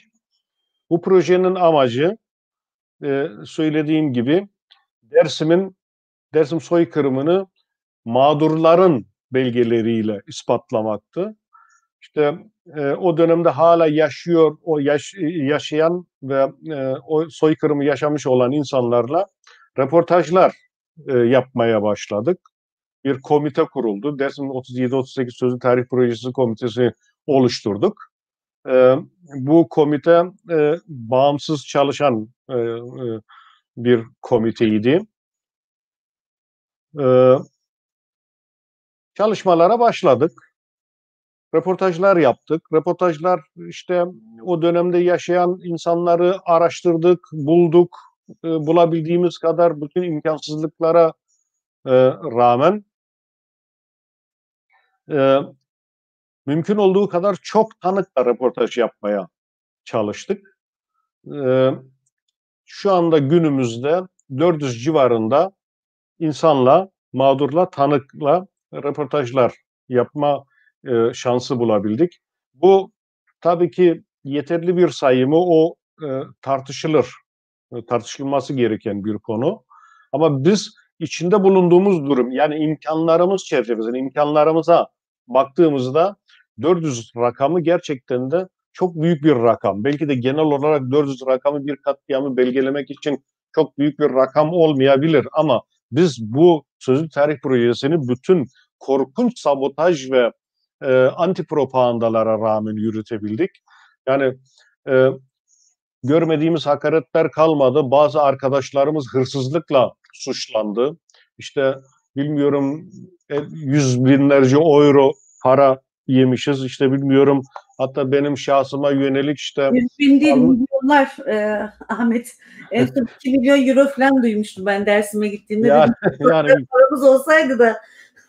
Yani hatta ben de işte almışım parayı, gidip Antalya'da arsa mı almışım, villa mı bilmiyorum ama o döneme kadar Antalya'ya hiç uğramışlığım bile yoktu ama neyse. Yani bu tür karalamalarla, bu tür çirkin karalamalarla karşı karşıya kalmamıza rağmen bu şartlarda biz bu projeyi devam ettirdik. Onun için 400 rakamı çok küçümsenecek bir rakam değil. Gönül isterdi ki tabii ki çok daha fazla olsun. Çünkü biz bu işe aslında geç başladık. Yani 2010 yılında röportajları yapmaya başladık. Düşünebiliyor musunuz? Aradan 70 yıl geçmiş. Şimdi o dönem katliamı yaşamış bir insan hatırlayabilmesi için 38'de işte 5-10 yaşlarında olması gerekiyordu. Yani röportaj yapacağımız kişiler 78-80 yaşlarına gelmiş insanlar. Bunları bulmak da çok kolay olmuyordu. Bunları tespit etmek kolay olmuyordu. Hatta çok üzülerek söylemek gerekir ki bazı işte tespit ettiğimiz ve randevu aldığımız ama randevu günü gelmeden kaybettiğimiz insanlar bile oldu. Yani böyle içler acısı durum da vardı. Çok geç de olsa iyi başladı diyebilirim.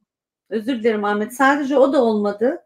Çok iyi hatırlıyorum. Dersim'de röportaj yapmak istediğimiz insanlar engellendiler de birazcık. Evet. Sevgili Ali, şey yapıyorum şimdi. İkiniz de işin merkezinde, kaynağında olan arkadaşlarsınız.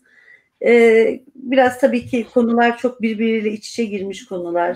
Süreci anlatırken, projeleri anlatırken, işte Dersim bağımsız örgütlenmesinden bahsederken işte ona yapılan saldırı falan da yapıyoruz ama buna rağmen FDG çok güzel çalışmalar yaptı.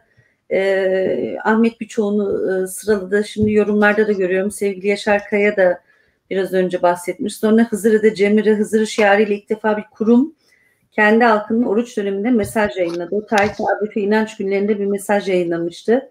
Yani ABF derken Avrupa Alevilikleri Federasyonu. FDG mesaj yayınladı ve Altışehir'de Hızır Cemi yapıldı. Gerici, dinci halkın geri yanlarına hitap ediyorlar. Suçlamaları da oldu ama aldırmadan inanç çalışmaları derinleşerek devam etti. İlk çalışma inanç üzerine oldu. Ocak 2006 diyor. Demin yorumlarda da gördüm. Dedelerin işte gerici olduğu itham edilerekten toplum içerisinden işte hor görüldüğü dönemlere dair de izleyenlerden de yorumlar gelmiş. Bir inanç takvimi de oluşturmuştunuz. Biraz FDG'nin çalışmalarına dair eklemek istediğin noktalar, hususlar nelerdir Ali o süreci anlatırken? Neler eklemek? Tabii ki hem 4 Mayıs kararı çok tarihi bir karardır. Yani bence çok başarılıdır. Ahmet bahsetti ama ben şöyle biraz ekleyeyim. Biz Köln'deki toplantıda, 2007'deki toplantıda 4 Mayıs kararı federasyon olarak aldık aslında. Fakat şunu söyledik. Biz bu kararı kendi başımıza alırsak diğer Dersim kurumları, Dersim şahsiyetleri bu kararı kabullenmezler. Biz kendi başımıza aldık diye. Onun için bu kararı o diğer kurumlara tavsiye kararı olarak götürelim dedik. Yani FTG'nin öyle bir kararı orada çıktı. Sorun olan şey bu kararı ortak karar olarak pişirmemiz için onlara tavsiye kararı olarak götürdük. Onlar uzattılar. Değişik nedenler, Ahmet'in de anlattığı gibi değişik neden ve yorumlarla uzattılar olayı. Onu söyleyebilirim. Hatta burada şeyle anayım. 2007'deki toplantının divan başkanı da Hasan Kılavuz dedeydi. Yani beraber oturduk. Onu da saygıyla anayım diyorum. Birazdan yani başarırsam o döneme dair fotoğrafları da yansıtacağım. Biliyorsunuz böyle profesyonel bir stüdyomuz yok. Teknik aksaklıklar da zaman zaman yaşıyoruz. Sevgili Ali, aslında Almanya bürokrasi anlamında çok yavaş denilir. Hani Almanya'ya 2020 yılında bazen YouTube'da öyle videolara denk geliyorum. Yeni gelen herkes Almanya'nın bürokrasisinden şikayet ediyor da biz Almanya'daki Dersim Dernekleri Federasyonu örgütleri olarak 2-3 yıl Türkiye'nin ya da işte bir sürenmeze girmesinin sebebi ne olabilir? Yani bu çünkü siz o zaman hatırlıyorum Türkiye'den herhalde farklı yazar, şair, birçok Dersimlileri çağırıp yani daha böyle geniş bir kitlesel toplantı yapıp herkesi o sürece dahil etmeye çalıştınız. Tabii. Yani şöyle bir şey oldu diyebilir miyiz? Dersim ismini anmaktan aslında bu hani aslında hem Dersim isimli kurumlar biz varız ama çok da böyle işte bu işlere karışmayalım. Çünkü Elazığ Buğday Meydanı'na ilk giden FDG, 4 Mayıs kararının öncülüğünü yapan Hızır Cemleri, hani belki geçen programda da sevgili İbrahim abiyle Sakine de bahsetti. Alevilerin ve Dersimlerin içinde bile Dersim kelimesini kullandıkça, Dersim örgütlüğünden bahsedikçe ötekileştirenler yani o dönemin şartları öyle miydi? Mesela bugün herkes çok basitçe Dersim diyebiliyor belki. Neye bağlıyorsun bunu? Deniz istersen oraya gelmeden biz federasyonun kuruluş ve çalışma sürecindeki şöyle söyleyeyim negatif ya da olumsuz şeyleri fazla konuşmak yerine bence faaliyetleri konuşsak daha iyi olur. Ama ona da değineceğim tabii. Yani onu söyleyeyim. Ona kısa şöyle söyleyeyim. Ben sosyoloğum aynı zamanda. Biraz da bu kitlesel faaliyetlerin psikolojisini de az çok tarttım. Yeterince gece de gördüm. Şöyle bir olgu var. Yani sosyalisti de, Marksisti de, kapitalisti de piyasayı tutma diye bir dertle faaliyet gösteriyor. Yani onun için sol örgütlerin bir kısmı da bunlar bizim tabanımızı elimizden alacaklar psikolojisiyle Dersimlilerin faaliyetlerini istemiyorlardı. Bunu açık bize söylediler de bir kısmı yani onu söyleyeyim. Maalesef piyasa kültürü, piyasa ekonomisi sol yapılarda da var. İdeolojisinde belki yok ama yapılarda var yani öyle söyleyeyim. Yani pazar değeri yoktu o zaman öyle diyebilir miyiz özetle? Hayır pazar değeri fazlaydı Dersimlerin çünkü her örgütte Dersimli fazla olduğu için Örgütlerin bir kısmı da bunlar bizim üye dersimlerimizi elimizden alırlar diye bize karşı çıkıyorlar diyelim. Bu açık böyleydi olay. Öyle söyleyeyim. Şimdi şeye geçelim. Faaliyetlere. Ahmet sözlü tarihe erken girdi. Çok değerli bir çalışma tabii. Ama o zamana kadar sözlü tarih projesi 2009'da başladı. Yani ilk toplantısını ben hatırlıyorum. Şunu özellikle değinelim. Yani Yaşar Kaya da herhalde mesajlarda belirtmiş. Bu dernekte federasyonun da güçlenmesiyle, faaliyet göstermesiyle beraber bir Dersim otantik kültürünün işte Heylastır, Gağan'dır, Cemleri'dir bunları derneklerinde canlı sunarak, yaparak, çocuklarına da sunarak çok değerli bir faaliyet alanı açtılar Avrupa'da. Bunu çok önemsiyorum ben. Yani Dersimler bu alanda çok önemli adımlar attılar. Yani dil kursları veren bir sürü derneğimiz oldu. Hala devam ediyorlar. Bunları önemsiyorum. Çok değerli şeyler bunlar. Onun dışında dediğiniz gibi 38 anmaları yapıldı, 15 Kasım anmaları yapıldı. En başta 2005'in sonuydu yanılmıyorsam. Tarihi şu anda aklımda şey yapmadı. Biz beraber bu Munzur'daki barajlar olayına tavır koymak için Brüksel'de sempozyum yaptık. Cem Özdemir destekledi o zaman, işte Sinan Samat vardı içinde, dernekler beraber toplandık. 40-50 kişi Brüksel'e gittik. Brüksel'de parlamento binasında konferans yaptık. Yani bu çok önemli bir şeydi o dönem için. Hatta şeyi biliyorum, Mainz Derneği daha federasyon oluşmadan önce Avrupa Birliği, Avrupa Komisyonu çevre grubuna Anate Zomer'di ismi yanılmıyorsam görevlinin, bir dosya göndermiştim. Munzur'da barajların engellenmesine dair bir çaba ve emek için dosya bile gönderilmişti. Biz Cem Özdemir'e konuyu dile getirdik, konuştuk. Yani federasyonun çok yönlü bir derneklerin bir de kendi faaliyetleri oldu. Başka neler yapıldı mesela? Şunu yaptı. Yani ilk girişim olarak federasyon çalışmalarında da etkili de oldu diye düşünüyorum. Sinan Samat'ın ilk projesi olan Umud'un türküsüne de destekler sunuldu. Yani burada bir emek vardı, onu söylemek lazım. Yoğun olarak gazete çıkarıldı. Yani gazeteler çıkarıldı. Burada işte Yaşar Kaya'nın büyük emeği oldu. Gazetelerde biz beraber çalıştık. Ne bileyim televizyon programlarında biz Dersim'in konularını, tarihini gündeme getirdik. Bunu söylemek lazım. Tabii ki Sözlü Tarih Projesi de 4 Mayıs kararı gibi çok önemli ve tarihi bir adımdır. Benim o tarafta biraz üzüntümü de dile getireyim. Belki şey olur. Çok değerli kayıtlar yapıldı, doğru. Ama Sözlü Tarih Projesi tartışmasının gidişatı o değerin gerektirdiği gibi ürüne dönüşmesini engelledi bence, onu söyleyeyim. Ve Sözlü Tarih Projesi tartışmaları, kavgası, mahkemesi federasyonun da bölünmesine ve dağılmasına bir anlamda yol açtı. Bu benim görüşümdür, onu söyleyeyim. Şey olarak görmüyorum ama onun planının düzenlemesinin ve kurumlaşmasının zamanında sağlıklı yürütülmemesi ya da yeterince güvenilir şekilde yürütülmemesi sonuçta bir biçimde çatışmaya, kavgaya yol açtı ve bu kavga federasyonun dağılmasına önemli bir rol oynadı diye düşünüyorum. Bunu ekleyeyim. En son şeyi söyleyeyim. Yani bütün Avrupa'daki faaliyetlerin yanında tabii ki Elazığ Buğday Meydanı'na gidiş çok tarihi bir adımdı. Yani bunu orada sağlayan arkadaşların hepsine selam, saygıları iletiyorum. Ben gidemedim ama arkadaşlar gittiler. Onun dışında şu da oldu mesela. Yani bunu da dile getirelim. Biz burada Cemleri yaşadık, hep beraber paylaştık ama Dersim'de, Erzincan'da Cemler, bizim otantik dilimizle Cemler tutuldu. Bavaş Erban'a hürmet ve saygılarımı sunuyorum. O Cemlerin organizasyonunda katılan, sahip çıkan bütün büyüklerimize, dostlarımıza saygılarımı sunuyorum. Ben videolarını izledim ve dedim, evet, bizim millet kendi diline, ikrarına, kendi diliyle sahip çıkıyor, ne güzel diye de sevindim. Bunu da ekleyeyim yani. Şimdi sevgili Ahmet, şimdi tekrardan şimdi belki yeni açmış alanlar için diyelim. Avrupa'daki Dersim örgütlenmesini, FEDEG'nin giden kuruluş sürecini, neden böyle bir ihtiyaç duyulduğunu, dil, tarih ve inançla ilgili Hızır Cemlerini, Gağan etkinliklerini konuştuk. Dersimliler için çok önemli 4 Mayıs 38'in anma gününün kararının nasıl alındığını konuştuk.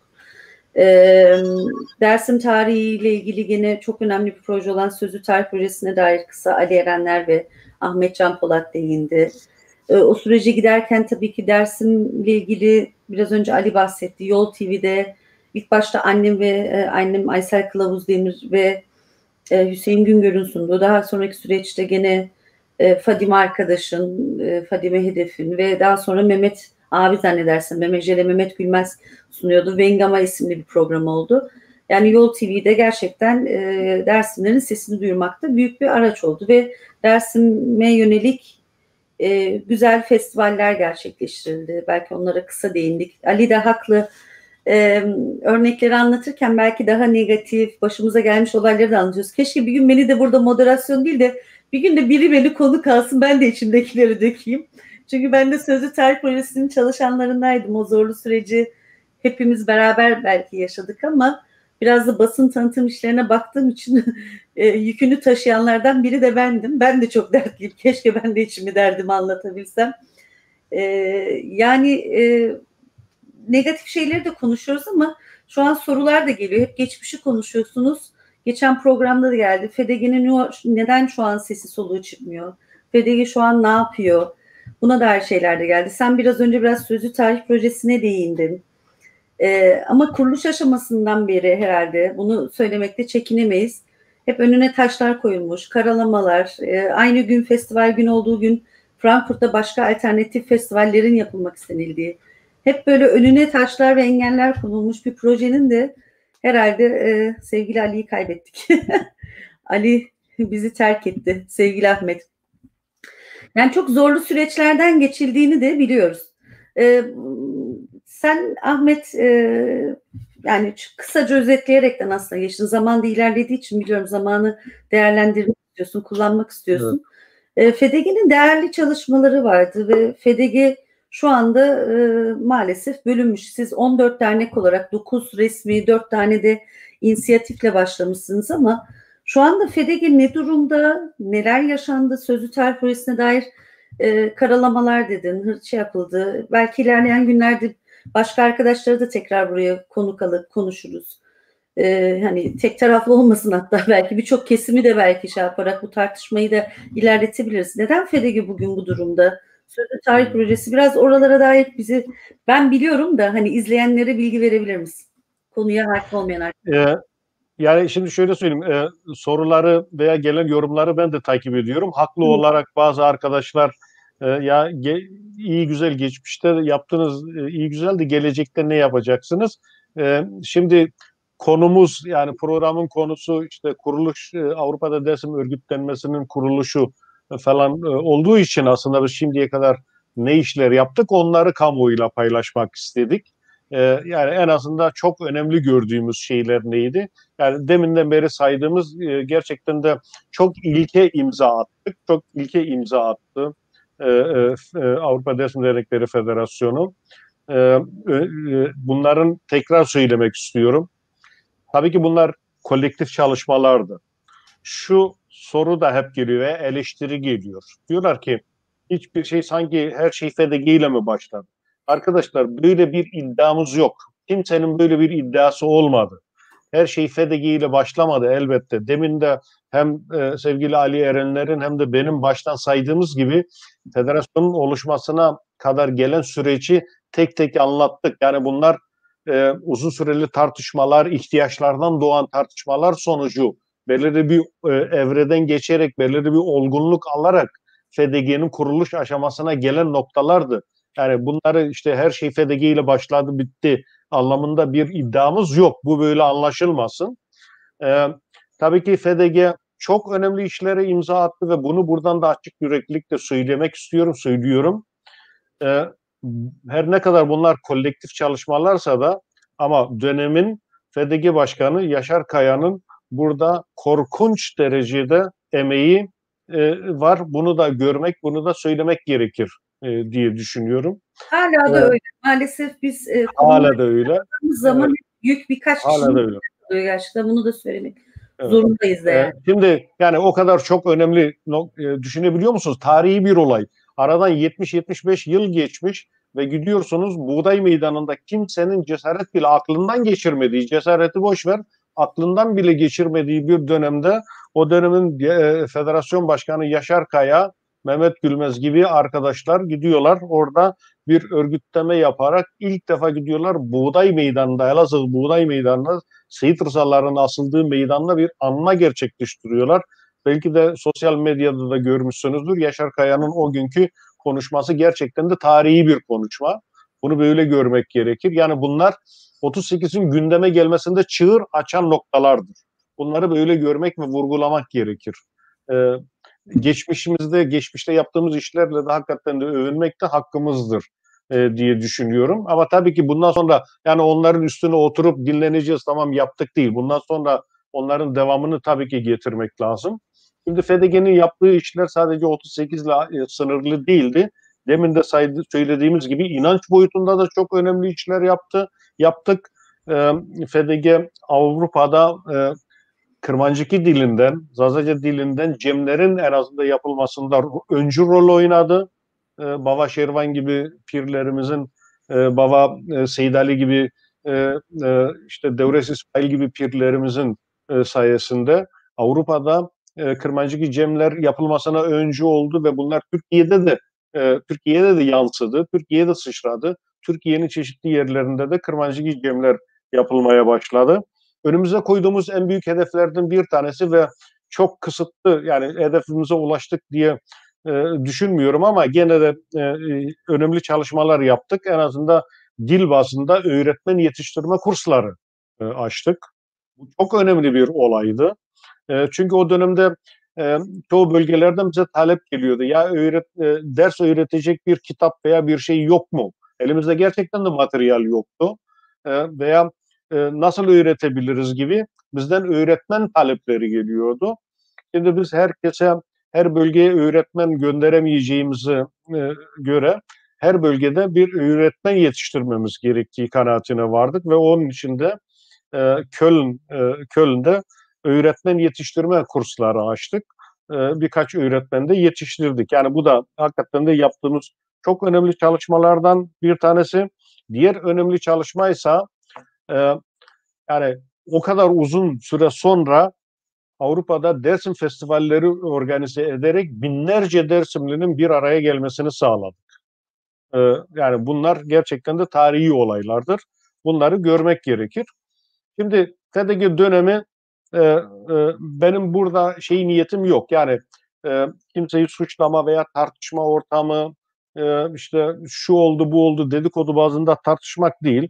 Olanlar oldu, olumsuz şeyler oldu. Bunların tabii ki de çoğu da baştan söylediğimiz kaygılardan da kaynaklıydı. Yani baştan söylediğimiz kaygılar değil de işte engelleme, sabotaj girişimleri, ele geçirme girişimleri aslında o dönemde ona rağmen her ne kadar bu örgütlülüğü oluşturduysak ama bu çevreler rahat durmadılar. Bu çevreler her dönem bütün yaptığımız çalışmaları ele geçirmek, federasyonu ele geçirme çabalarını sürdürdüler. Şimdi FDG'nin bu duruma gelmesi aslında bunu proje üzerinden bu oyun oynandı, proje üzerinden denildi. Fakat tutmadı ama ne yazık ki FDG'nin dağılması sonucuna kadar getirdi. Şimdi bizim için şunu şöyle açık bir şekilde söylemek gerekir. Bizim için kurumlar amaç değil, kurumlar sadece araçtır. Eğer bir kurum devrini doldurmuşsa onun üstünde fazla durmamak gerekir. Önemli olan burada Dersim meselesini, Dersim'in ihtiyaçlarını, Dersim toplumunun ihtiyaçlarını, sorunlarını nasıl daha iyi bir şekilde dile getirebiliriz, ileriye götürebiliriz, Dersim dilinin kaybolmamasını nasıl sağlayabiliriz, inancının yok olmasını nasıl engelleyebiliriz gibi çalışmaları yapmamız konusunda durmamız gerekmiyor FDG bölündü diye. Gerekiyorsa yeni oluşumlarla, yeni kurumlarla önümüze bakıp devam etmek zorundayız. Şimdi bu yaptığımız işleri biz açık ve net bir şekilde söylüyorum. Bu saydığımız şeyleri Yaşar Kaya'nın da daha öncesinde Aslan Kaya'nın başkanlığında, işte Ali Erenler'in sekreterliğinde o dönemlerde başlayan ve Yaşar Kaya, Mehmet Gülmez işte gibi insanların öncülüğünde devam eden çalışmalar 2013 yılına kadar, aslında 2013 yılına kadar olan yönetim tarafından yapılmış olan çalışmalardır. Şimdi biz bu çalışmalarımızı bugün buradan noktalayıp bitirmeyeceğiz. Biz bu çalışmalarımızı FEDG olmasa da başka kurumlar aracılığıyla, başka kurumlar üzerinden bu çalışmalarımızı devam ettireceğiz. İşte bu çalışmaları yürütebilmek için, devam ettirebilmek için de daha geniş kapsamlı ve sadece Avrupa'ya yönelik de değil, aynı zamanda Türkiye'de yönelik olmak üzere çalışmalar yapabilecek yeni örgütlülükler oluşturmamız gerekiyor. Bu amaçla da zaten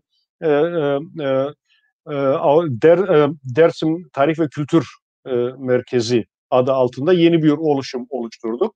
Avrupa'da Dersim Kültür ve Tarih Merkezi adı altında ve Türkiye'de de bu çalışmayı bir vakıf kurma üzerinden yürütmeye çalışıyoruz. Vakıf konusunu zaten herhalde fazla açmama gerek yok. Son günlerde zaten çok büyük bir tartışma konusuydu. Herkes bu konuda bilgi sahibidir diye düşünüyorum. Vakıf kurma çalışmalarımız her ne kadar mahkeme tarafından Dersim adının kullanılması bahane gösterilerek işte Dersim ritüellerinin kayıt altına alınması gereken amaçlar işte Türkiye'nin temel varlığına aykırıdır, anayasayla belirlenmiş temel ilkelerine aykırıdır gibi sudan bahanelerle reddedilmiş olsa da biz bu çalışmalarımızı sürdüreceğiz, devam edeceğiz.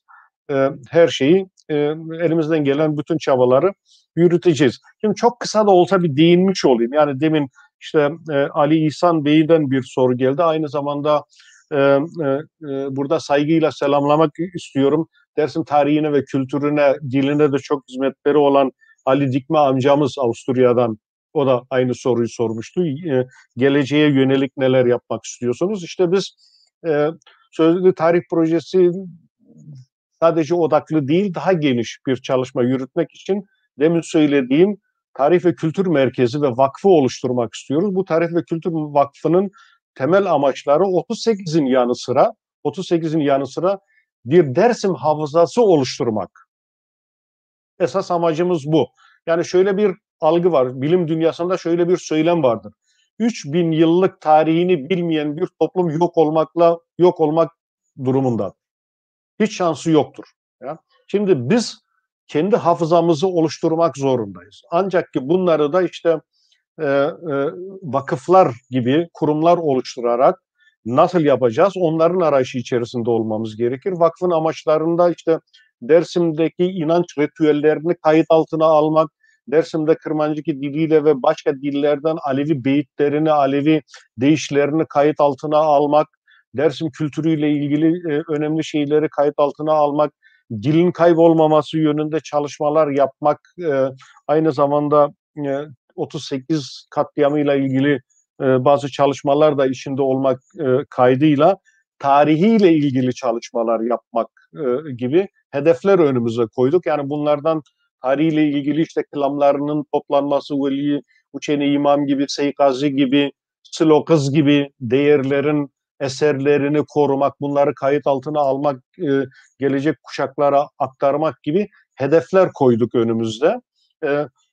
Bütün olumsuzluklara rağmen, bütün geçmişte biz artık geçmişin kavgasını kimseyle yapmak lüksüne sahip değiliz. Bunlarla zaman kaybetmek gibi bir lüksümüz yok. Biz bunları arkamızda bırakarak önümüzde nasıl daha iyi çalışmalar yapabileceğiz? Bunlara odaklanmalıyız ve bunlara odaklanıyoruz. Bu yönde çalışmalarımız devam edecek. Teşekkürler Ahmet. Burada bir yorum var. Kimdir tanımam. Hiçbir etkinlikte ne ismini gördüm ne cismini gördüm. Tanımıyorum bu arkadaşı. İnsanları karalamak, çamur atmak çok kolay herhalde. Özellikle de meyve veren ağaç taşlanır diyeyim. Bizim hiç kimseye veremeyeceğimiz bir hesabımız yok. Yıllardır işte 2000 dediler, 200 bin dediler, 2 milyon euro dediler. Hayatları karalamakla geçiyor bazı insanlar maalesef. Sorsan bir tane etkinliğe gelmiş mi, destek vermiş mi, dayanışma içerisinde olmuş mu, bir tane tanık ismi bulmuş mu? Herkesin bize hesap sorma hakkı da var. Hani bunu da şey yapmayalım burada. Bizim şimdi o konuda sana katılmıyorum Deniz. Şunu söylemek zorundayım. Bizim hiç kimseye, bizim öyle herkese hesap verme gibi bir şeyimiz yok. Sözlü tarih projesi konusuna örnek olarak veriyorum. Sözlü tarih projesine en ufak bir emeği geçmemiş olan bir insan, kapısına gidildiği halde çıkarıp bu proje hayata geçsin, bu çığlık dünyaya duyurulsun diye çıkarıp 5 kuruş cebinden vermemiş bir insan, bir tanık adresi göstermemiş bir insanın bu konuda benden hesap sorma hakkı yoktur. Ben böyle insanlara da hesap vermem. Bunu açık ve net bir şekilde söylemek istiyorum. Ama en ufak bir kuruş da olsa katkı sunmuş olan bir insana ben sonuna kadar hesap veririm, sonuna kadar boynum kıldan incedir diyor. Benim Bu demek ayrımı yapmak gerek. o ayrımı yapmak istiyordum. Yani sonuçta bize herkes, bu projeye destek vermiş herkesin, destek vermese bile kıyısına köşesine belki maddi destek vermemiştir, manevi destek vermiştir. Herkese hesap veririz. Bizim alnımız ak. Bu konuda hesap veremeyeceğimiz bir durum yok. Ama böyle sosyal medyada, orada burada, biz geçmişte hatırlarsın, eskiden de bir Dersim forum vardı. Sahte isimlerle, şunlarla, bunlarla, hem FDG'nin kuruluş aşaması, ilerleyen süreçlerde, bugüne kadar gelen süreçte biz bunları biliyoruz. Zamanında ben basın tanıtım işini yaptığım için Sözlü Tarih Projesi'nin ve FDG'nin benim basın açıklamalarını yolladığım, Sözlü Tarih Projesi başladı diye haber verdiğim siteler çıkıp tek kelime bunu yazmazken Sözlü Tarih Projesi'ne karşılık, özellikle de Yaşar Kaya'yı da hedef alarak, aslında Dersim davasını hedef alarak bize yaptıkları karalamalarda o karalamaları çok çabuk kriminalize ederek, işte arkasına dolar, Amerikan dolarlarını döşeyerek, mahkeme dosyaları döşeyerek onları çok çabuk güzel şekilde işlediler. Basın tanıtım işini yaptığım için kaç kere mail yolladığım adresler bunları yayınlamazken bize yönelik karamaları da yayınlayan kesimin de amaç ve hedefleri de zaten çok belliydi. Ben aslında bir gün Yaşar Kaya'yı buraya konuk almak istiyorum. Ona her şeyi sormak istiyorum. Yani çünkü onun da her şeye büyük bir cesaretle, dürüstlükle cevap vereceğini de biliyorum. Yani Yaşar Kaya'yı hedef tahtası haline sürekli getiriyorsunuz. Belki o zaman YouTube kanalımız yoktu. Gerçi o zaman Yol TV'ye katılmıştı sevgili Yaşar Kaya. O programlar arşivden silinmiş, YouTube'da bulamadım onları. Burada uzun bir tarih ve geçmiş var ama karalamalar hala devam ediyor. Ama biz projelerimize, hedeflerimize, bütün engellemelere karşı devam ediyoruz. Aslında biz burada çok, bakmayın bizimkiler çok mütevazi davranıyorlar. Yani FDG'nin dağılmasına giden süreçte, diyorum ya, bir günde birisi beni konuk alsa da ben de anlatsam, fiziki saldırılardan, hakaretlerden birçok şeyler yaşadık. Bunları da aslında konuşmak gerekiyor. Biz bazı şeyleri sustuysak utandığımızdan, çekindiğimizden değil. Bazen bazı yerlerde şey yapmak gerekiyor. Hani her şeyi konuşamıyorsunuz. Artık öyle bir şeye geliyor ki insanın kelime bulamıyorsunuz konuşmak için. Maalesef öyle bir durum yaşıyoruz. Ama buna rağmen biz hedeflerimize doğru gidiyoruz. Ne olursa olsun bunu söyleyebilirim. FDG şu an geçmişte çok değerli çalışmalar yaptı. Şu an ne yaptığına dair, dediğimiz gibi, biz FDG yöneticisi olmadığımız için sesi soluğu çıkmıyor. Evet, muhatapları da biz değiliz. Evet, burada bir soru var. Aslında onu ikinize de yöneltmek istiyorum. Başlarda gelmişti. Şey deniliyordu, hani devrimci mücadele olmasaydı işte bugün Alevi kurumları olurdu, ne de Dersim dernekleri olurdu. Birçoğu görmese de, görmek istemese de bu kazanımlar ilk zamanlar verilen bedeller, mücadeleler demiş. Başka bir yorumda da gene başka bir arkadaş gene işte sınıf mücadelesinden bahsetmiş. Sizce Dersim'in çıkmazı bu sınıf mücadelesine dahil olması mı yoksa olamaması mıdır? Devrimci örgütler Dersim davasının neresinde durur? O olmasa Dersim'e tarihi, kültürü, inancı, yani bu çalışmaları yürüten, ya da neden bu kadar çok siyasi örgüt de aslında FDG'nin, yani içinde direkt olamasa bile yan örgütlerden, hani şey diyor ya, Erdoğan diyor ya, paralel örgütler işte oradan geliyorlar, buradan. Bizim de var mı öyle paralel örgütlerimiz? FDG'yi siyasetin arka bahçesi mi yapmak istiyor arkadaşlar? Ne diyorsun Ali? Ahmet izin Buyurun, verirse ben gireyim bu konuya. Şimdi sevgili Deniz, değerli izleyiciler, bir mecazi bir örnekle konuya gireyim. Kafalar biraz daha karışsın. uzun yıllar devrimci hareket içerisinde şu tartışılırdı.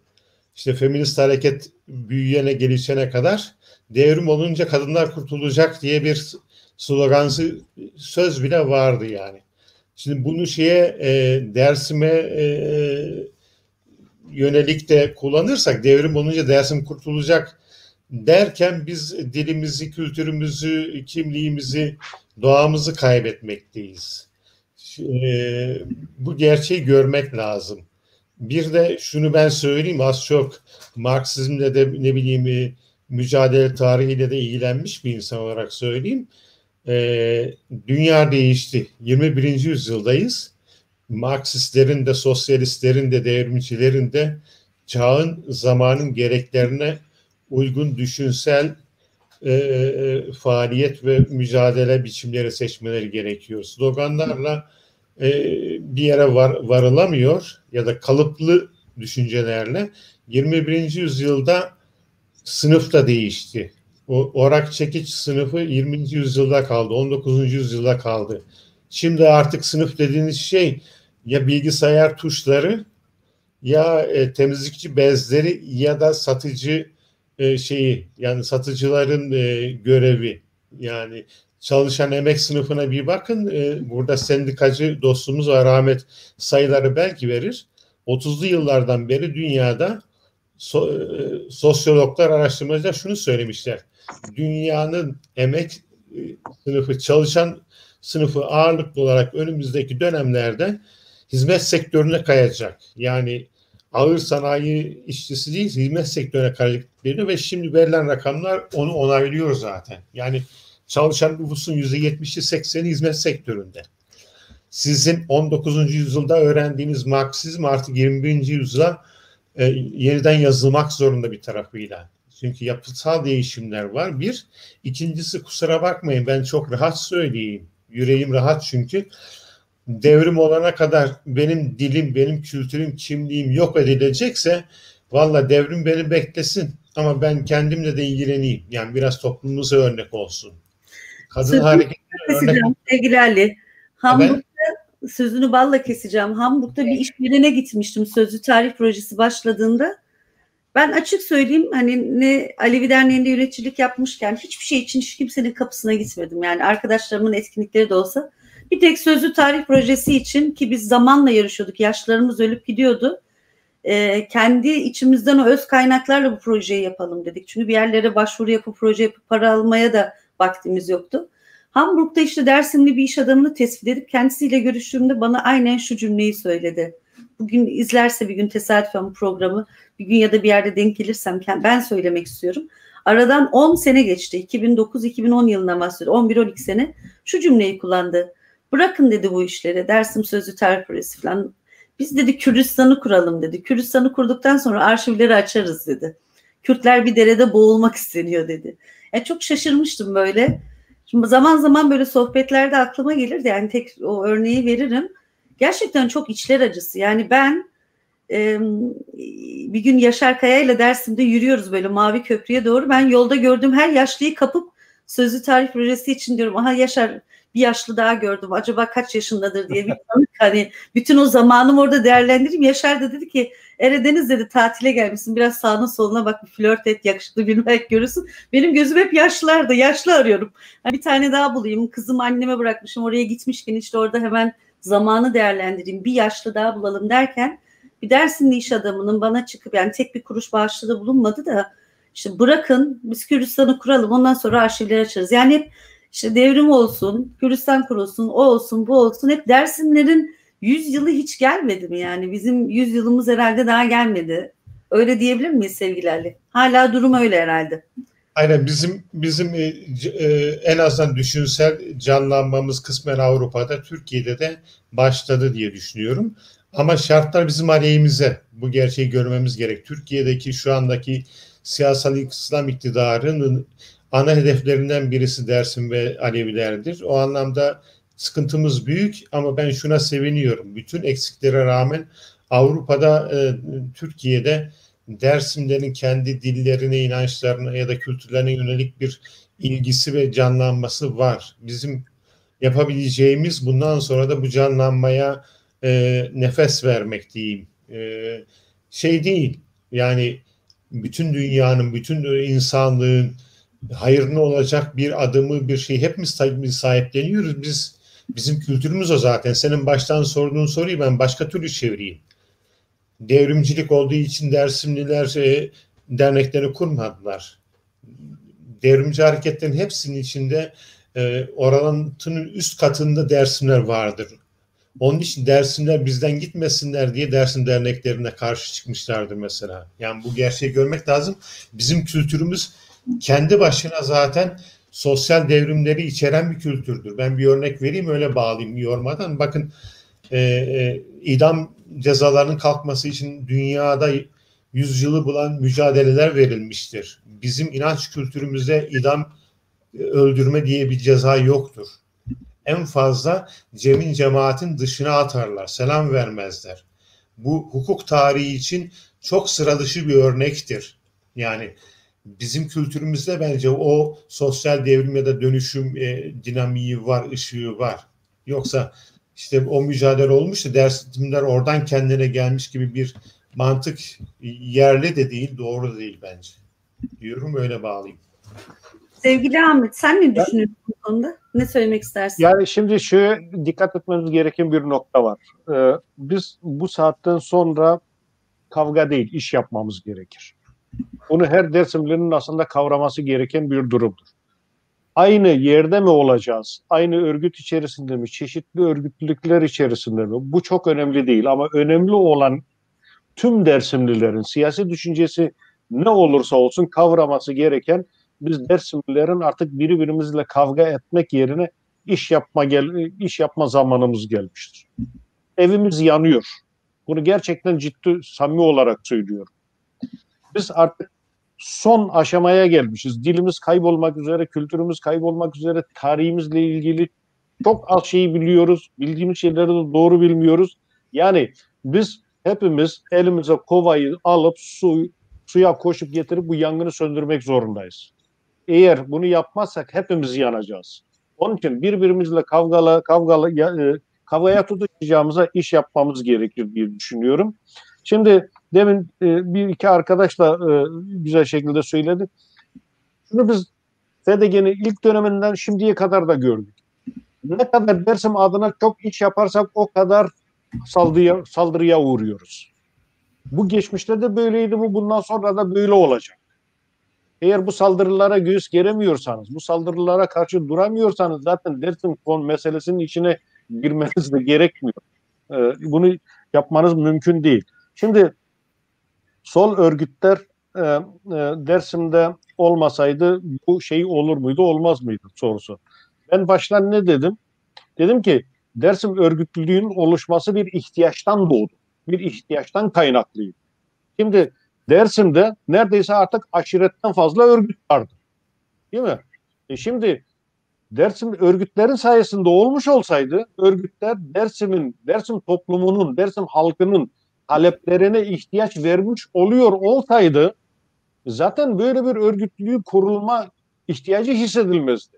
Yani demin de söylendi, tepesinde Dersimli olmayan bir örgüt yoktu, değil mi? Şimdi bu örgütlerin hangisinin bir yayın organında, bir basın organında 2 kelime Kırmancıki Zazaca yazdığını gördünüz mü? 2 kelime Hızır Cem'inden bahsettiğini gördünüz mü? Hızır inancından bahsettiğini gördün mü? Duydunuz mu? Efendime söyleyeyim, 12 imamlar döneminde, oruç döneminde Dersimlilerin oruç niye tuttuğunu, nasıl tuttuğunu, yani bunları gündeme getiren oldu mu? Devrimcilik aynı zamanda sadece gırtlağı düşünmek değil, toplumun bütün değerlerini, bütün varlıklarını korumakla devrimcilik olur. Şimdi ben şuna karar ediyorum. Biz devrimciliği yanlış anladık. Biz devrimciliği yanlış anladık. Devrimcilik sadece bir Türk ırkına dayanan, Türk milliyetçiliği temelinde yürütülebilecek bir devrimcilik olamaz. Sosyalist bir mantık da bu değil zaten. Şimdi biz demin yorumun birinde okudum, arkadaş çok güzel bir şey söylemişti. Kırmancıki bir deyim. Evvelinguni ser raranıyorsun. Yani başkalarının ayağıyla siz yol alamazsınız. Ancak kendi ayaklarınızla yürürseniz yol alırsınız. Biz şimdi bakın çok önemli bir nokta. Daha FDG kurulmadan önce, yani 2006 yılından önce o muktedir dediğimiz bütün Dersim'deki örgütler 1938'e isyan diyorlardı. İsyan diyorlardı. Eğer biz Dersim örgütlülüğünü oluşturmamış olsaydık bugün 38'e hala isyan deniliyor olacak. Yani bunlardan, bu yolda baktığınızda ben şunu söylüyorum. Dersimlileri var eden örgütler değildi. Yani Dersimliler örgütlere hiçbir şey borçlu değil. Tam tersi, örgütler Dersimlilere borçlular. Bu diyet borcunu da ödemek zorundalar. Ödemeliler. Bunu böyle görmek gerekir. Yaşar Kaya da FDG fikriyatı önemli ölçüde Dersim'e hakim olmuştur. Herkes kendi fikirlerini FDG sonrası yeniden değiştirmek, aktualize etmek zorunda kaldı diyor. Ben sene 2007'ydi zannedersem, Yaşar Kaya ve Mehmet Gülmez gelmişti Hamburg'a. Annem de tanımıyordum ben. Laptopunu al gel kızım dedi. Alevi Derneği'nde Dersimli arkadaşlar gelecek, bir sunum yapacaklar dedi. Laptopumu alıp derneğe gittim işte. Mehmet Gülmez, Yaşar Kaya, birkaç kişi toplanmışız işte. Federasyonu tanıtıyorlar. Ben ilk şeyi sordum. Ya dedim ben ana dilimi öğrenmek istiyorum bir. İkincisi dedim Dersim 38'de ne oldu? Hani hep sürekli, çünkü bize dikte edilen Dersim 38'de bir isyan olduğuna dairdi. Açıkçası ben FDG'nin festivallerine gidene kadar işte o sözlü tarih projesi, yani ilk aslında Dersim'e dair tam böyle bir fikri kimlik oluşumu sürecim de aslında FDG ile birlikte yaşadım ve gerçekten o bağımsız örgütlenmenin de biraz önce verdiğin atasözüne diyorsun ya, başkalarının ayakları yürümez, aslında o yüzden o ayakları kırmaya, onun önüne engel olmaya çalışıyorlar. Bu da gerçekten çok üzücü. Bu arada ben videoyu yetiştirememiştim. Burada da FDG'nin birinci olan kongresi Mainz 2006 ile benim de gazi olduğum, elimin sargılı olduğu bizim katıldığımız son kongreyi görüyoruz. Sene kaçtı Ahmet? Ben divanda oturuyordum. Katılımcılardan birinin gelip elimden mikrofonu çekmesiyle kongre dağılmıştı. Ertesi gün biz kongreye bir üye sayımı yaparaktan, delege sayımı yaparaktan devam etmiştik. Ama bazı arkadaşlar başka ne diyeyim, çok uzun konular sabote ettiler. Ben de o gün sabaha karşı 6'ya kadar hastaneye geçirmiştim. Bir rapor almıştım ve kolumun zedelenmesine de yol açan kişiye de suç duyurusunda bulunmuştum. Kendisi İsviçre'de yaşadığı için kendisine ulaşılmamıştı. Bu da böyle işte FDG'ye ait artık fiziki şiddete kadar süren bir süreci de maalesef o kongrede yaşamıştık. Evet, burada önemli tarihi biraz böyle slide izlerken de gene tekrar işte görüyoruz. 2005 FDG hazırlık toplantısı. Birçok isim ve kişi var orada. 2006'nın demin tarihlerden bahsettiniz. Nazım arkadaş sağ olsun videoyu yetiştirebildi. İlk FDG olağan kongresini görüyoruz burada. Rüdersheim, Rüstem Polat, Mehmet Gülmez ve Yaşar Kaya'yı görüyoruz. Berlin'deki Filiz Aktaş, Ahmet Can Polat, Ali Rıza Ağlar var. 4. olağan kongreyi görüyoruz. Ben de sevgili Hayriye Tekin. İşte benim gazi olduğum FDG kongresi. Evet, gene Dersimlilerin çıkardığı bir dergiydi değil mi? Dersim dergisi miydi ismi? Ahmet, Ali. Dersim gazetesiydi. Dersim Gazetesi ilk haberiydi onun. Bu da Hürriyet, Akşam gibi değişik gazetelerde Dersim Post vardı herhalde değil mi bir de? Evet, onu evet. Festivalde dağıtıyorduk. Evet.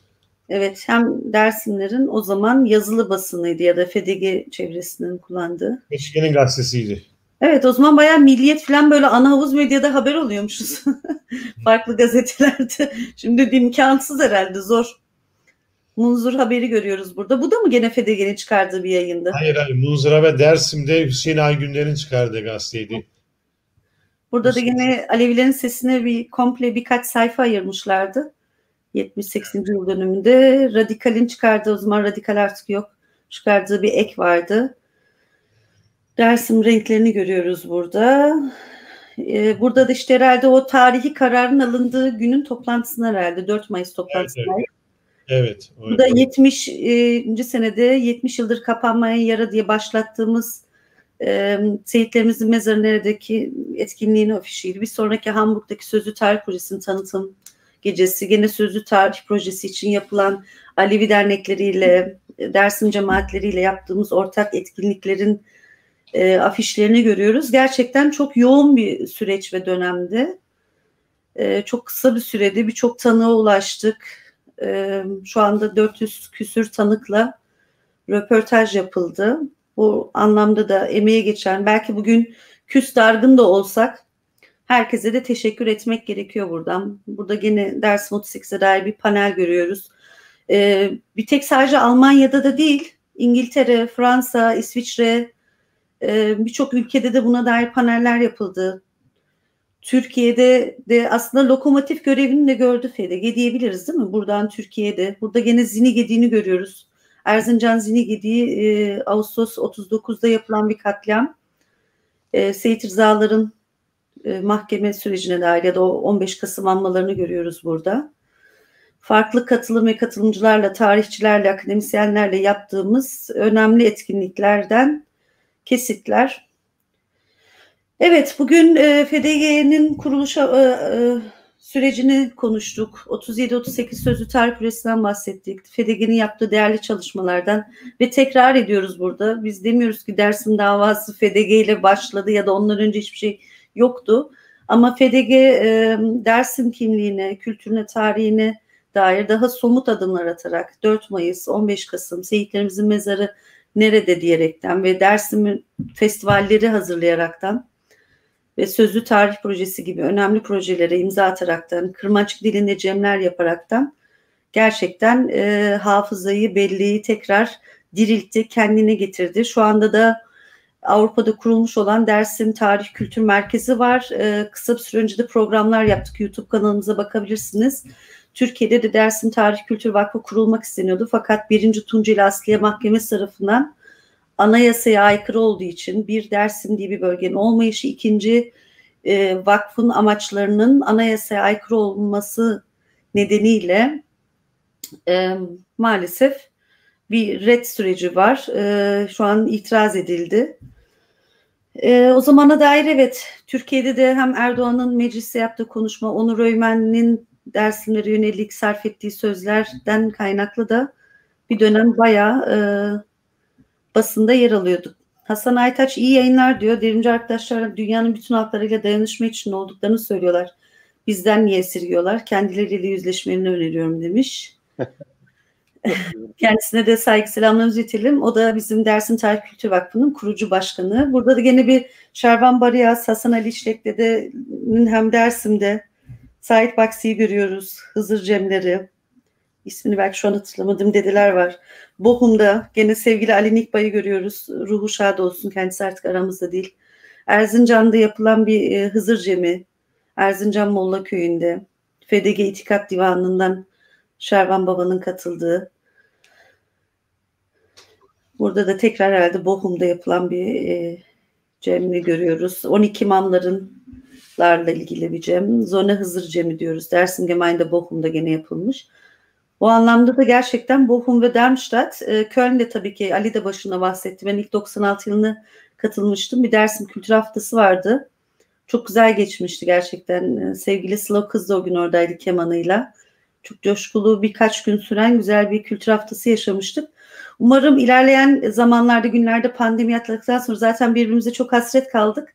Herhalde ilk soluğu Darmstadt'ta alırız. Darmstadtlar bizi ağırlarlar diye düşünüyorum sevgili Ali. Ne diyorsun? Tabii. Darmstadt Derneği Avrupa'daki diğer birkaç dernekle beraber en otantik Dersim kültürünü yaşatan dernek. Onun için ben Darmstadt'ta cemlere katılmayı büyük bir istekle arzu ediyorum, yani onu söyleyeyim. Ondan misafir de ederler bizi. Ben de babko pozene nonoşir pozene inozone. Sarotumunu masasıma bir. Tamam. Burada da yine sevgili Hayriye Can Polat Tekin'in organize ettiği bir tiyatroyu gördük. Dersim günlerinin olduğu takvimleri gördük. Yol TV'den Venge Dersim'e Mehmet Gülmez. Bir gün Mehmet abiyi de buraya konuk alacağım ama ağır bir konuk. Bir gün bir arkadaş şey demiş, Mehmet Gülmez'in eli çok ağır demiş yorumlarından birini okuyunca. Bazen sert bir abimiz, şimdi beni izliyorsa. Yaşar Kayı'yı da herhalde bir gün konuk ederiz. Bu kadar konuşulan bir isim. Kendisiyle böyle dobra bir röportaj yapmak istiyoruz. Ahmet bizi çağırıyor diyor annem. Annem bir şeyler yazıyor oradan, yorumlarda görüyorum. Birlik çağrıları yapıyor herhalde. Burada sevgili Hüseyin Kenan Aydın var. Christian Zimmermann var. Tehlike altında olan Toplum Derneği'nden. Arkada kısa bir süre önce kaybettiğimiz Mehmet Şahin'i görüyoruz. Emir Ali Yağan var. Bu an da çok tarihi bir andı. İlk defa Dersim merkezde Seyit Rıza'nın mezar yerleri, Seyitlerimizin mezar yerlerini sormuştuk. Bu da çok önemliydi. Burada da ben Christian Zimmermann'a tercümanlık yapmıştım. Karşımda bir sivil ordu vardı. Cidden heyecanlıydım açıkçası. Burada da Yaşar Kaya ve Mehmet Gülmez'i görüyoruz. Onur Öymen'in konuşmasından sonra Onur Öymen'e Hitler bıyığı takıp şehir şehir, sokak sokak dolaşıp dağıtmışlardı. Bu da 15 Kasım Seyit Rıza Meydanı'na gittikleri, yani Elazığ Buğday Meydanı'na gittikleri gün. Evet, oradaki konuşmayı da YouTube'dan bulabilirsiniz. Elazığ Buğday Meydanı Seyit Rıza diye yazarsınız. Gerçekten tarihi bir andı. Bir avuç insanın 72 yıl sonra Seyitlerimizin idam edildiği bir yere gidip yaptıkları konuşma tüyler ürperticisiydi. Evet, burada da Rüstem Polat'ı görüyoruz. Yazar Sema Kaygusuz, Hüseyin Aygün vardı. Evet, Sözlü Tarih Projesi maalesef Dersimlerin hem kısmen iç ve dış saldırılarla zedelemeye çalıştı ama bütün her şeye rağmen de engel olamadıkları proje. Hatta şöyle bir şey olmuştu. FDG bizden sonra el değiştirdiğinde de bazı kişiler şey demişti, hatırlarsın Ahmet, artık yeni tanıklarla röportaj yapmaya gerek yok, yeter falan denilmişti. Biz de hayır, son tanığa kadar ulaşana kadar. Bu da Dersim'de tuttuğumuz bir büroydu. O günü de ben çok heyecanlı bulmuştum. İlk defa Dersim'de ders isminin yazıldığı bir tabela asılmıştı. Burada bu sene BGH Seni'yi görüyoruz. Dersim'de 38'de yaraların altından kurtulmuş, parmaklarını kaybetmiş, vücudunda süngü yaraları olan, çocukken kurtulmuş. Bu da işte o Yaşar'la size bir demin önce bahsettiğim gün köprünün orada bir teyzeyi bulmuştuk. Selvi teyzeyi görüyoruz Pülümür'den. Cemal Taş'la birlikte ziyaret etmiştik. Bu da ilk 3. kongremiz zannedersem Berlin'de. Hüseyin amcamızla o da aramızdaydı. Bu arada Hüseyin amcayla telefonlaştık. Herkese sevgi selamlarını iletiyor. Hüseyin Kaya, FDG'nin onursal başkanı. Bu da Pülümür'de bir köydü. Bu da Hozat'ta bir köydü. Yani Sözlü Tarih Projesi'nde ziyaret ettiğimiz köylerden hatıralar da var burada gördüğünüz gibi. Sevgili Ali Erten Toprak, ona da geçmiş olsun diyelim, rahatsızlanmış, korona süreci. Evet, yani FDG aslında gerçekten çok tarihi şeyleri imza attı ama kendi ellerimizle bazı şeyleri herhalde heder ettik. Bu da son FDG kongre sonrası bir yönetim kurulu toplantısı. Gençlerimizi görüyoruz festivallerde. Bu da Hamburg anmasından bir anıt. Hamburg'da bir dernek kuramadık ama bir inisiyatifimiz vardı. Bu da bir Alevi Gençliği Federasyonu'ndan da aslında bahsetmek gerekiyor. Burada da Yaşar Kaya'ya gene çok teşekkür etmemiz lazım. Anneken Oku Dersim için bir tanınma diye bir imza kampanyası başlattılar. Orada da Avrupa Alevilikleri Federasyonu'nun gençlik örgütleriyle, BDAÖT'le imza kampanyası başlattılar ama maalesef istenilen sayıya ulaşılamadı. Ama çok güzel projelere imza attılar. Orada ama da ona rağmen 12.000'in üzerinde imza topladık. Yani bu da bir başarı. Tabii ki başarı ama gönül isterdik ki daha fazla olsun. Geçen senede belki izlemeyenler vardır. Yakın zamanda umarım bir Türkçe altyazıyla yayınlayabiliriz. Sevgili Karaman Yavuz gazeteci, rahmetli Hüseyin Yavuz diyeyim, Hamburg Alevi Merkezi'nin kurucularından, Alevi Federasyonu kurucularından Hüseyin Yavuz'un kardeşi sevgili Karaman Yavuz'la Dersim'e bir yolculuk yaptık ve kendisi bir video hazırladı ve bunu Almanya'nın en önemli televizyon kanalı olan ARD kanalında gösterdi. Türkiye'den Almanya'ya yapılan o zehirli gaz siparişiyle ilgili ve büyük bir yankı getirdi. Belki son fotoğrafları eklemedik. Yaşar Kaya'nın verdiği röportajlar, Sözlü Tarih Projesi ile ilgili Hüseyin Kenan Aydın'ın, Hasan Aytaç'ın ve birçok değerli arkadaşın da çalışmaları artık Almanya'da, Alman basınında ve televizyonuna da konu oldu. Bu anlamda da gerçekten hem Sözlü Tarih Projesi olarak hem FDG hem de sonrasında şu andaki Dersim Tarih Kültür Vakfı olarak da Sadece Türkiye tarihine değil, Almanca'da gerçekten basında önemli olaylara da aslında imza atmış oldu. Evet, 2 saate geldik. Daha belki çok konuşamadığımız, soruyamadığımız, cevaplamadığımız yerler de oldu. Aslında benim de içim dolu. Bir günde biri beni konuk alsa ya, olmaz mı arkadaşlar? Ben de içimi dökeyim. Herkes şeydeki taşları döksün diyorum. Size son sözlerinizi rica edeceğim. Artık böyle samimice, böyle biz bir Munzur TV, herkes bazen yorumlarda görüyorum, sanki evimizde misafir olduğunuz gibi hissediyorlar diyorlar. Çok samimi bulduklarını söyleyen oluyor. Çok resmi birisi değilim ben. Samimi olmaya, gerçekçi, doğal olmaya gayret ediyorum. Ali'yi kısa bir süre önce şiirleriyle konuk etmiştik. Bir gün tekrar alacağız ama. Çünkü şiire doyamamış arkadaşlar. O yüzden sevgili Ali, senle başladık. Senle de son sözü şey yaparken ilk sana sorayım. 2 saat konuştuk. Belki eksik bıraktıklarımız oldu. Arada böyle laf attıklarımız da oldu. Eleştirdiklerimiz de oldu. Son olarak ne demek istersin? Ne diyeyim? Sürçülisan ettikse affola. Benim gönlümden geçen, arzu ettiğim de Dersimlilerin birliklerini sağlamalarını diliyorum. Bunun için çaba harcamalarını diliyorum. Buna Dersim'in ihtiyacı var. Dersim'in dilinin de, kültürünün de, insanın da, doğasının da bu birliğe ihtiyacı var. Bunun yolunu açabilirsek hepimizin sevinci olur diyorum. İzleyenlere selamlar, saygılar. Sevgili Ahmet.